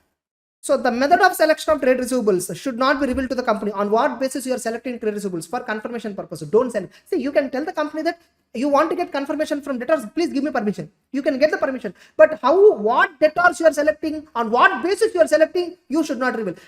You selected on some basis. That selected names you can tell the company. So company will help you to prepare confirmation letters, all that, do confirmation procedure, all that is fine. And once a list of trade receivables are selected, please give it to the entity for preparing request letters, which should be properly addressed. Auditor should maintain strict control over correctness and dispatch of request letters. It should be ensured that confirmations of undelivered are returned to the auditor and not to the client. These can be tested in the form of MCQ, case-based MCQ. They'll give you these points. Which of the following is a right procedure? Items of financials means don't think only descriptive question will come. You may also get as a part of MCQ also. If at all any discrepancy is revealed, so the auditor, the additional test has to be carried by the auditor, and it may have a bearing on items which are not selected in original sample. So if at all any differences further, you may have to increase the sample size and select for other debtors also. Suppose if at all any reply is not received, the auditor should perform alternative procedure. See whether amount is subsequently collected, getting it. And if there is any related party receivable, see that the transactions were properly at arm's length price and authorized by audit committee and all. That's it. Any 5 points enough, ma? So many points we discussed, any 5 points enough. Direct confirmation procedure for debtors. That is important in debtors. And cutoff, completeness. See whether all the trade receivables are properly accounted. So how do you check whether all the trade receivables are properly accounted? Take last 5 days in the March and April initial 5-10 days related invoices. For them, when the goods are actually dispatched, you check. Only when the goods are dispatched, it is the sale of that particular year. If the goods are not dispatched before 31st March, it is not a sale, it is not a debtor. It should be shown as, if at all any amount is collected already, it should be shown as amount received from customer, advance received from customer. And ensure that all the goods are dispatched prior to the year end and have been invoiced. Ensure that no goods dispatched after year end have been invoiced. Obviously, after 31st March, you deliver the goods. It should be sale of that year, not this year. Match invoices to shipping documents. Match invoice dates to shipment dates, e-way bill dates, all that. And see the process of giving discounts. This is of course sales related audit control. That's it. And valuation. In debtors, one more important aspect is valuation part. So in this, what auditor has to check? Get an aging report of the debtors. Aging report means, like I'll show you once, disclosure requirement. How many debtors were outstanding for less than 6 months from due date? Like they already crossed, due date crossed, but still outstanding. How many debtors were outstanding for more, more after due date, but less than 6 months? How many debtors are outstanding between 6 months to 1 year? How many debtors were outstanding for overdue? How many debtors were overdue for more than 1 year to 2 years? Overdue for more 2 to 3 years? Overdue for more than 3 years? Out of that, what is the debtors which are still considered good and undisputed? What are the debtors which are considered as doubtful, but of course right now they are not in dispute?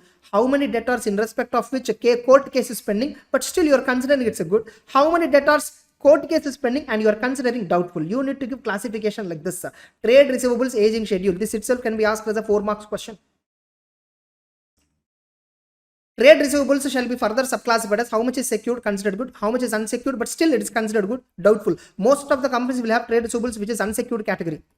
And see, provision for bad and doubtful debts have been separately disclosed. Now we are actually discussing valuation part. So by looking at the aging report, you can understand which debtors are doubtful. All that for doubtful debtors, no, with debtors under litigation, if any debtors are under litigation, you need to create provision, obviously, and check whether provisions are at proper rates, considering the recoverability situation. All that. Look at the movement in the bad debts. Provision accounts and debts write off. Compared to bad debts, you need to check this. Check that write off of the receivable balance has been approved by appropriate. Obviously, whenever any debtors were written off, no, bad debts can only be written off only with board of director resolution or some finance director resolution as per the company controls policies. That's it. I think debtors related thing is over. Cash and cash equivalents. In cash and cash equivalents, one of the important procedure is physical cash counting. Yeah. So for cash and cash equivalent, they'll give you a question like this. Special care is necessary in regarding cash and bank balances. Unless they are checked by surprise, there is no certainty that cash produced for inspection is held by custodian. Comment with regard to this. They'll give you a question like this. The cash should be checked not only on the last day, but should be checked sometime after the close of the year without giving notice. Surprise check you must do. Cash balance. If there is more than one cash balance in a company, like cash is there in the factory, some petty cash balance is there. In the warehouse also some cash is there. In branches also some cash is there. At all places you must. All of them should be checked simultaneously. It is always better for cashier should be present while cash is being counted. When you are counting the cash, company staff must be presented. Without company staff, you cannot go inside a room and then do counting. If at all something is missing, they'll blame you. So he may hold the auditor responsible for shortage if any. So always make his presence. If auditor finds any slip sheet or letter of undertaking in respect of temporary advances paid to employees included as part of cash balance, he should check whether those are approved by authorized officials or not. Nothing but company will keep some cash in envelope. That cash they have to hand over to employee, but still not yet hand over. So they are still showing it as part of cash in hand. So see whether it is correct or not. The auditor should perform cash sensitivity analysis, like total cash receipts and payments each month. So it's nothing but cash. Like what is the cash usage? Like how much amount the cashier is getting every month, how much cash is disbursing every month. Look at a cash sensitivity analysis. If at all there is a huge cash balance with the cashier, advise the company not to maintain that. And for bank balances, get BRS, bank reconciliation statement. So checks issued but not presented. Checks issued but not presented, you need to check. If at all any checks where the date is more than 3 months, it is already lapsed. And see whether bank charges debited but not accounted. See whether they are properly accounted or not. It's a BRS. I think you can understand bank reconciliation statement clearly. And direct confirmation procedure. This is for bank balances and all. This is for bank balances and all. This is easy. You just read on your own. Now, what are the disclosure requirements? Ensure whether the following requirements are shown. Cash and cash equivalents. It should be classified as balances with banks, checks in hand, cash on hand, and others if any, stamps and all. Earmarked balances with banks, unpaid dividend account balance, getting it. Capital gain account scheme related balance, all that. Balances with banks held as margin money, demat account related balances, repatriation transactions, bank deposits with more than 12 months maturity shall be disclosed separately. Bank deposits where nothing but fixed deposits, recurring deposits where the maturity is more than 12 months, you must show separately. Then finally coming to audit of inventories. Just a minute. So let's continue with audit of inventory. We all know that accounting standard to valuation, it shall be valued at lower of cost or NRV. And the basis of the valuation shall be applied consistently on year basis. Any change in accounting policy we must disclose along with reasons thereof. So first, how do you check existence of inventory? So the inventory is bit important, obviously. So look at entities plan for performing inventory count. So how are they counting it? And see that any consigned goods, means third party related goods, have been segregated separately because it should not be counted as part of entity inventory. Auditor should participate in inventory count and observe. Auditor must test count, especially observe how they are counting. Assure that there is a proper supervision to the count procedure, and the person who is supervising must not belong to stores department. He must be some finance department person. See that all the items are properly tagged. Every inventory item, see whether there is a tag or not, depending upon the industry. And observe that proper amounts are shown on the tax or quantity shown on the tax. Determine that tax and summary sheets are reconciled. Reconciliation of test counts with the tax and summary sheets, like employees, they'll be counting and saying 100 is there, 49 is there, 54 is there, like that. You also go and see test count whether that many number is there in that particular rack or not. Be alert at all the time, specifically about empty boxes. There will be racks and there will be boxes, but inside that inventory won't be there. So be alert about it. And especially look at the last 5 to 10 days at the end of the year, related sales invoice documentation, all that, whether it's our goods or not, check out. And ensure that third party stock is eliminated, damaged stock is eliminated. Ensure that accounting for all stock sheets, like stock sheets are nothing but what we give the management, employees who are counting, they'll be given count sheets. So inside that, description of inventory, item number A, item number A, item number C, rack number 1, rack number 2, rack number 3, rack number 4, like that, they'll be pre-printed. They just have to go there, count, and then put the number. These are all called as count sheets. Whatever count sheets, are they tallying with the inventory record or not, you should check. In CA final, in MTP, they have asked a question. A company has prepared instructions, and in CA final question, same can be asked in CA inter also, similar kind of. So a company has prepared inventory counting related instructions to the staff. Now they have given instructions. What instructions are correct? What instructions are not correct? You suggest improvements. Is there any other instructions which company missed? You have to give improvements. So if you write all these points, that's enough. Any 5 points like this, if you write, that's enough. And whether if the entity is using periodic inventory system, not perpetual, inventory undertaking must be taken at period end. If the entity uses perpetual, inventory may be counted at some other dates also, not an issue. And see if the inventory is lying with third party, get a confirmation. And you must perform analytical procedures also, like inventory turnover ratio and vertical analysis, like inventory to total assets analysis, compare budgetary expectations versus actual, verify non-financial information related to inventory like weights and other measurements, cut-off test you perform, reconcile physical inventory amount with perpetual records. So all these are part of inventory existence, completeness, all that verification. And look at the purchase documents, because how do you establish inventory is owned by the company? Look at the purchase documentation for that inventory. See the consigned goods, client correspondence. Look at the collateral agreements, review consignment agreements, review material purchase commitment agreements. Some companies, they purchase every month beginning some quantity of inventory. They'll have a commitment. Purchase commitment will be there with third party. So obviously, when in the March month beginning also some goods would have been purchased. See whether the goods are still there in the godown or not. Check out. And valuation. On what basis they are valuing? FIFO on a weighted average, or what basis? See whether the method adopted is reasonable or not, having regard to the style of business. And what are the costs that are included? I think this is also asked once in 4 marks question.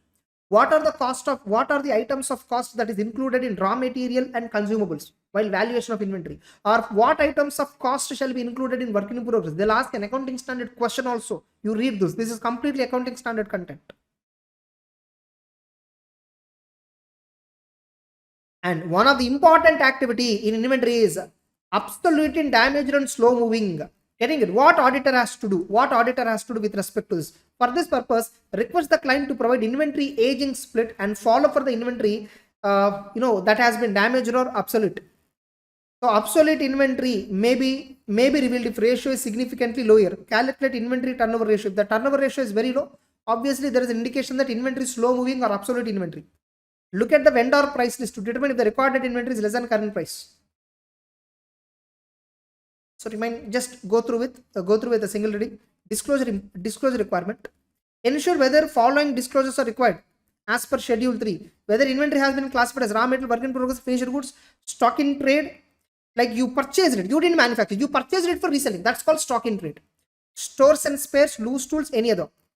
And whether goods in transit has been disclosed separately under subhead, each subhead. And mode of valuation shall be stated. Mode of valuation shall be stated. That's it. These are the disclosure requirements. Then let's discuss property, plant and equipment.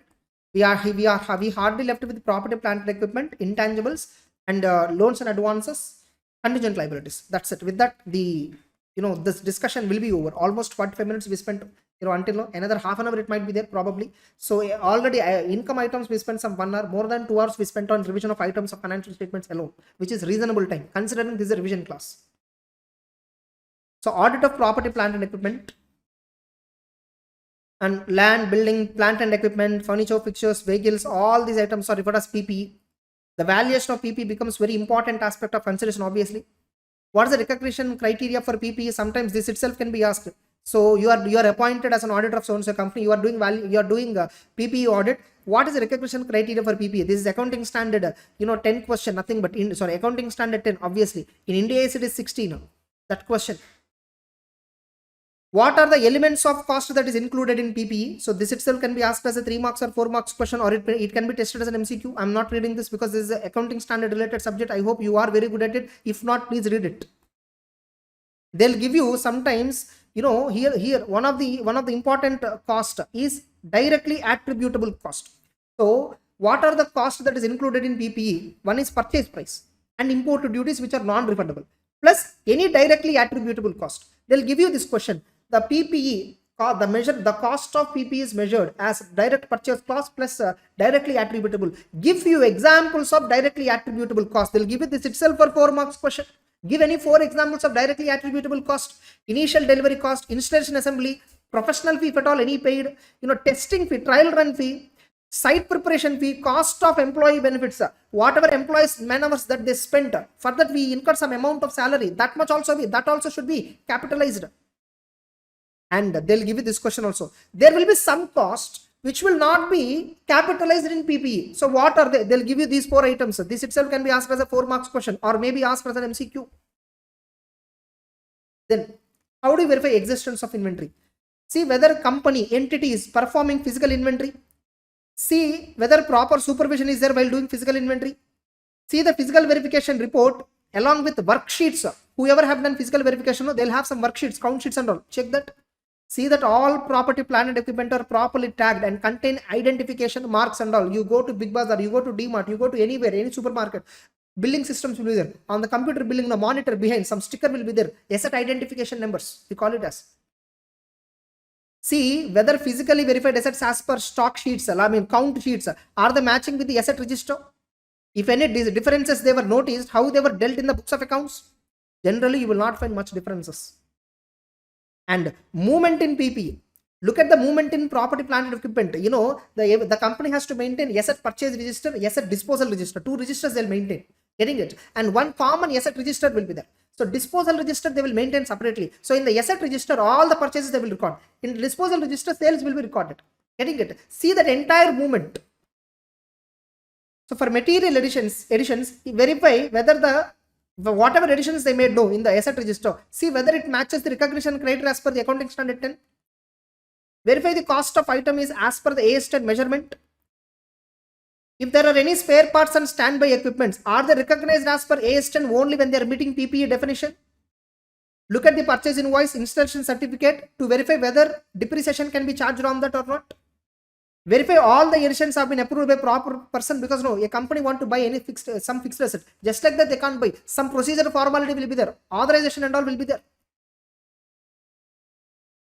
If there are any deletions, why the company has sold it, what is the rationale for that, you see, and what is the manner of disposal, how the company is selling any fixed asset, what is the manner, see is there any particular process for it, and get a management, see whether management approval is there and discard note for disposals and all, and verify that management has accurately recorded the deletion and depreciation up to the date of disposal has been reduced, and only the balance amount compared with sale value, then we will transfer it to revaluation reserve, that the profit or loss on sale of any fixed asset, and balance, if at all any loss is there, we debit to P&L account. Valuation, verify that depreciation is charged on all items of PP unless it is a non-depreciable. Assess what is the depreciation method used. Verify whether management has done impairment assessment. If there is any revaluation, if the company did any revaluation, whether the revaluation is by registered valuer in Caro fixed assets also, we need to verify this point. And rights and obligations. Auditor should check sale deed, conveyance deed. Auditor should ask management for original title deeds. In case entity has given immovable property as security, auditor should confirm with the lenders. So whether if immovable property mortgage is there, the original title deeds will be with the lender. Get a confirmation from the lender that the original title deeds are with him, and see that in the title deeds company name only reflected or not. Auditor should verify charges, if at all created on these assets. Verify register of charges. And PP has to be disclosed into the following categories: land, building, plant and equipment, furniture and fixture, vehicles, office equipment, any other. Next. Assets under lease shall be again separately as well. Leasehold assets must be shown. Which leasehold assets? Finance lease assets, not operating lease. And a company has to show, must and should show depreciation schedule, gross and net carrying value of each class of asset at the beginning and at the end of the reporting period. So nothing but fixed asset schedule. So gross carrying value opening, net carrying value, closing gross carrying value, differences, additions and deletions. Depreciation, opening accumulated depreciation, closing accumulated depreciation, additional depreciation and any deletion. Getting a deletion in depreciation will be related to that asset which is sold.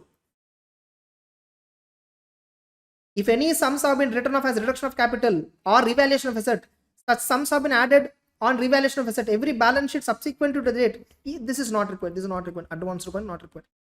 This is important. We need to check whether title deeds are in the name of the company. This is also, even in Caro also, we need to check one of the, in first clause, fixed asset related clause, whether the title deeds of immovable property are they in the name of the company. If at all the company, if the title deeds of immovable property are not in the name of the company, the following information must be given. So what is the item in the balance sheet? What is the description? Property, plant, equipment, land and building, gross carrying value, title held in the name of director. Whether titles is in the promoter or director, yes, he is a director. Property held since which date? From date of purchase, that is so and so date. Reason why it is not held? Yeah, company made arrangements to transfer to the company name on so and so date, because of certain formalities it could not. So this question they can ask you. One of the important element in audit of PP is auditor has to check whether title deeds are in the name of the company. If the title deeds are not in the name of the company, what points auditor has to check? They'll give you specifically this itself for 4 or 5 marks question. That's it. Now, if at all company did any valuation, revaluation of PP, whether the revaluation is based on a registered value or not, we need to check. As per company's registered value and valuation rule, we chartered accountants can do valuation of shares and securities. We are not permitted to do revaluation of property and plant and machinery. We are not permitted to do valuation of property, plant and machinery and property, movable property. For capital work in progress, aging schedule must be shown. Aging schedule must be shown. So we should show how many projects in focus and how many projects temporarily suspended. Amount in capital work in progress for a period of. So how much, for how many years this capital work in progress is carried? Is it just less than 1 year from the beginning date, or it is already crossed 1 year to 2 years, or it is between 2 to 3 years? It is more than 3 years. And how much is the total amount? You need to show the amounts also.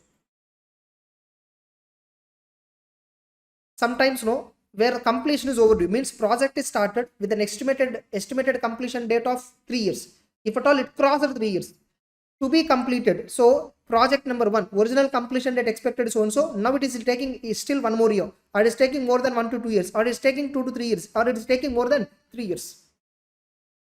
And details of projects where activity suspended now. Company has started constructing some building but suspended the activity, means the building is in halt. Getting it? So that information has to be shown separately. And for intangibles, they'll give you this question. What is an intangible asset? Give you examples of intangible assets. 4 marks question they'll give you. Examples they'll give you.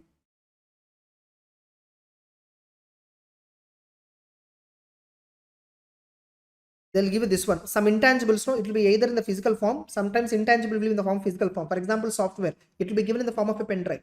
But just because it is in physical format, can we call it as a tangible asset? No. What is the predominant factor? That is important to decide whether an asset is a tangible or intangible. So that's what they have given in both these cases. Existence of intangible assets is same like fixed assets verification.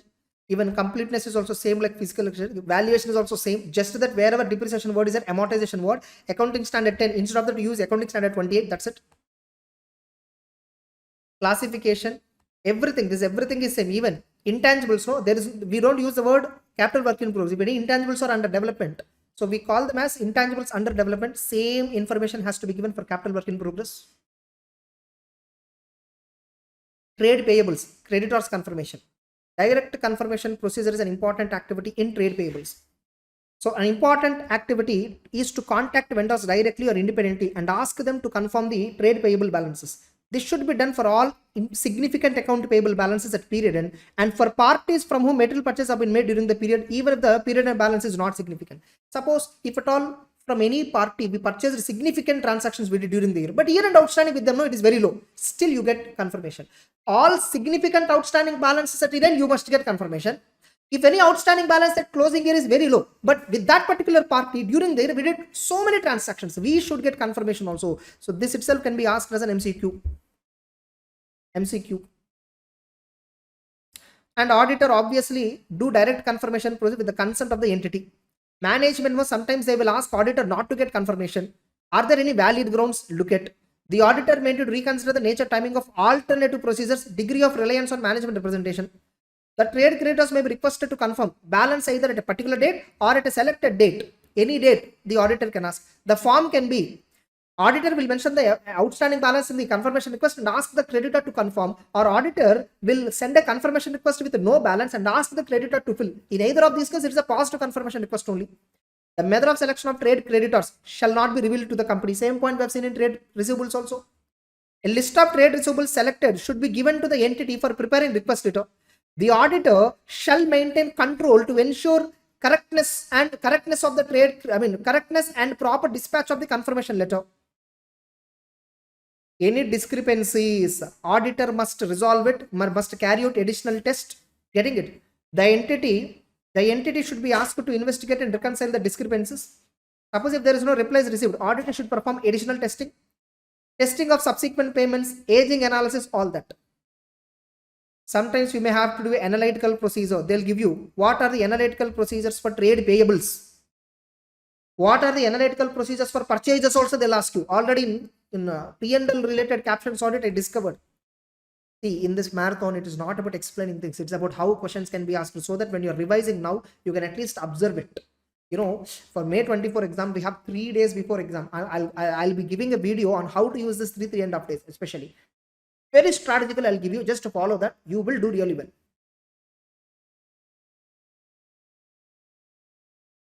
The auditor needs to perform the following cutoff for the last 5 invoices with the purchases. Getting it? See whether the goods are actually received or not.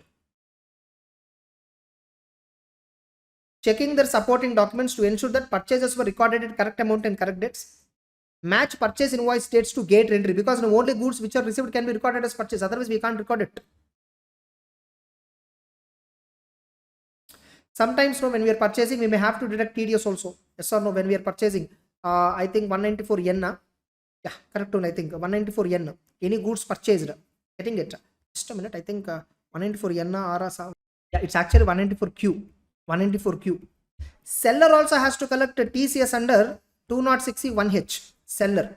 If both are applicable on a particular transaction, 194Q will apply. So that's what they're asking.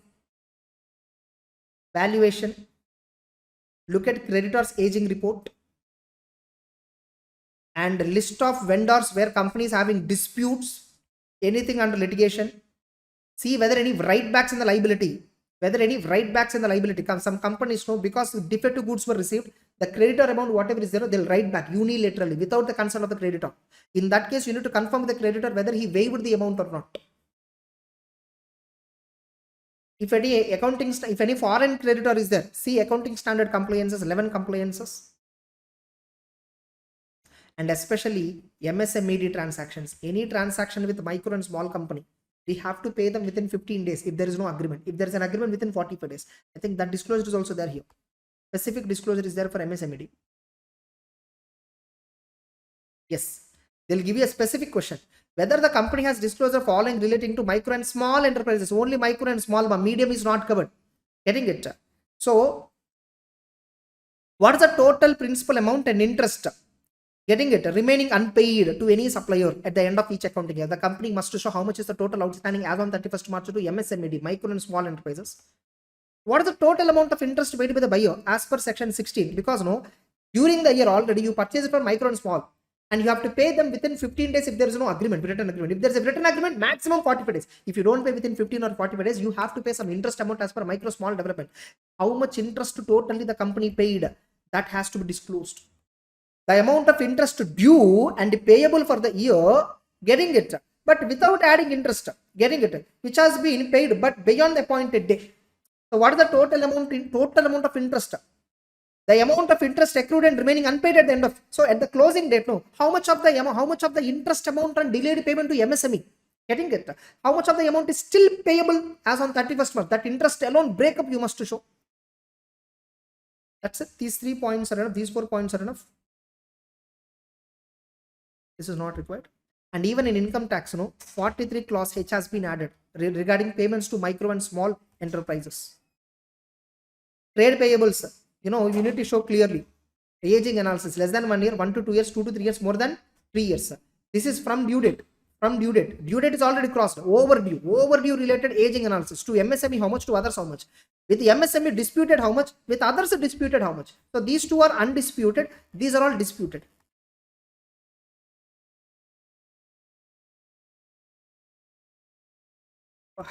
Oh my god. Then audit of loans and advances and current assets. Loans and advances is not a big deal, you can ignore it. You can ignore loans and advances. So this point, regulatory information, regulatory MCA related one, this is following disclosure shall be made where loans and advances are advances in the nature of loan. What is an advance in the nature of loan? Very simple. To a company, from a particular company, every year I purchase for 10 crore worth of goods. So I will give 10 crore advance, and generally when I purchase, this advance will be settled against the purchase. Advance means what? Generally you pay for purchasing goods or services. Advance, there will not be returned back.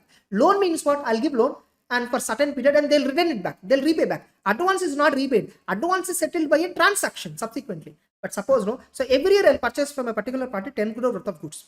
So I pay at the year beginning 10 crore advance so that he will be supplying me raw material over a period of 6 months. 10 crores will be settled. Suddenly to the same person, 30 crore advance I give. 10 crore only settled. As on 31st March, 20 crore is receivable still. 20 crore is like a financial support I gave. It is an advance, but it's actually a loan, but in the nature of advance I gave. So loans and advances in the nature of loans only is covered in the CARO. Getting it?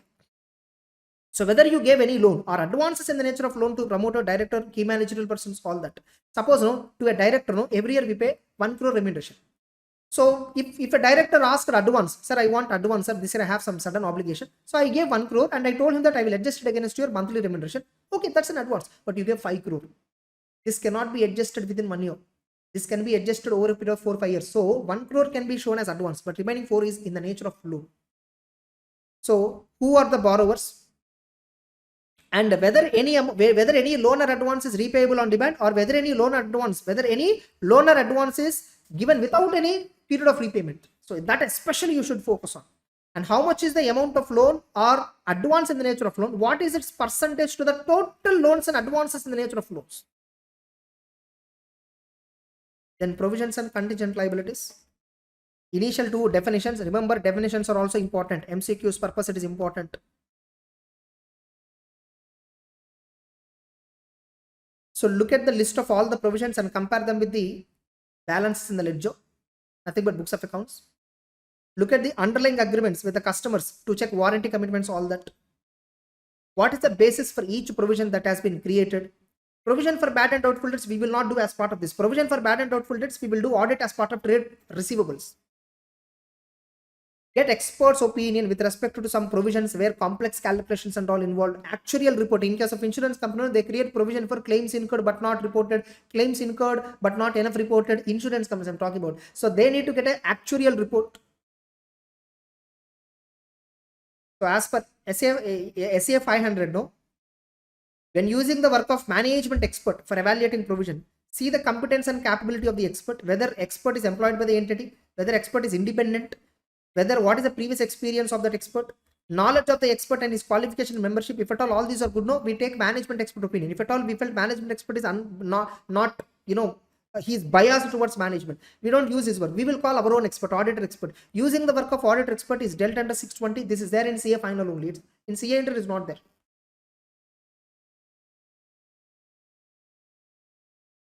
Disclosure provisions, we must show provisions into two categories: long-term provisions and short-term provisions. Again, long-term provisions for employee benefit how much and others how much. Short-term provisions for employee benefit how much and others how much. Contingent liabilities and commitments. Contingent liabilities, claims against the company but not acknowledged as debt. Somebody claimed on the company. Somebody complained on a company, somebody filed a case in the court for warranty related, but we did not accept the debt. Guarantees given by the company, other money for which company is contingently liable. Commitments, estimated amount of contracts remaining to be executed on capital account, uncalled liability on shares and other commitments. For each class of provision, what is the carrying amount at the beginning, at the end, additional provision made during the year, how much amount is already transferred to P&L, and unused amount if at all anything is there. That is not required remaining. And this is very important. Details of Binami property held. You need to, company has to specifically disclose the following other information as per part 1 of schedule 3 to be disclosed as additional regulatory. This is a regulatory information that you must show as per schedule 3. Whether any proceedings have been initiated or pending against the company for holding Binami property. If so, what is the property, when it was acquired, amount how much, who are the beneficiaries, actually who are the ultimate beneficiaries for that property. If the property is in books, then reference shall be given to the balance sheet. In balance sheet PP item number 4. If property is not in the books, the fact shall be stated. This is a property of the company held in the name of so and so beneficiary. Why it is not in the name of the company, you must show. What is the nature of proceeding, status of the same, and company's view on the same. So whether company has entered into any transactions with the struck off companies, what is the relationship with them? So name of the struck off company, what is the transaction? Invested, you have invested, or you need to receive some amount, you need to pay some amount, or you held some shares in the struck off company. How much amount is there? What is the relationship? Subsidiary company, associate company, joint venture, what is the relationship? So, there are some important ratios. This was asked many times, 4 marks question. There are some important ratios that are to be disclosed in the notes to accounts. What are the important ratios? Any 5 points remember. Current ratio, debt equity ratio, return on equity ratio, inventory turnover ratio, net profit ratio, return on capital employed, so trade receivable turnover ratio, any 5. So they asked this 4 to 5 marks question. There are some important key ratios every company has to disclose in the notes to accounts. Give you examples of key ratios what a company has to disclose. That's it. We completed items of financial statements, balance sheet item. Already P&L items we spent 1 hour, more than 2 hours approximately we spent on items of financial statements. So in the part 2 of my audit marathon, in that you will find P&L items related, and now you found this balance sheet items related. That's it.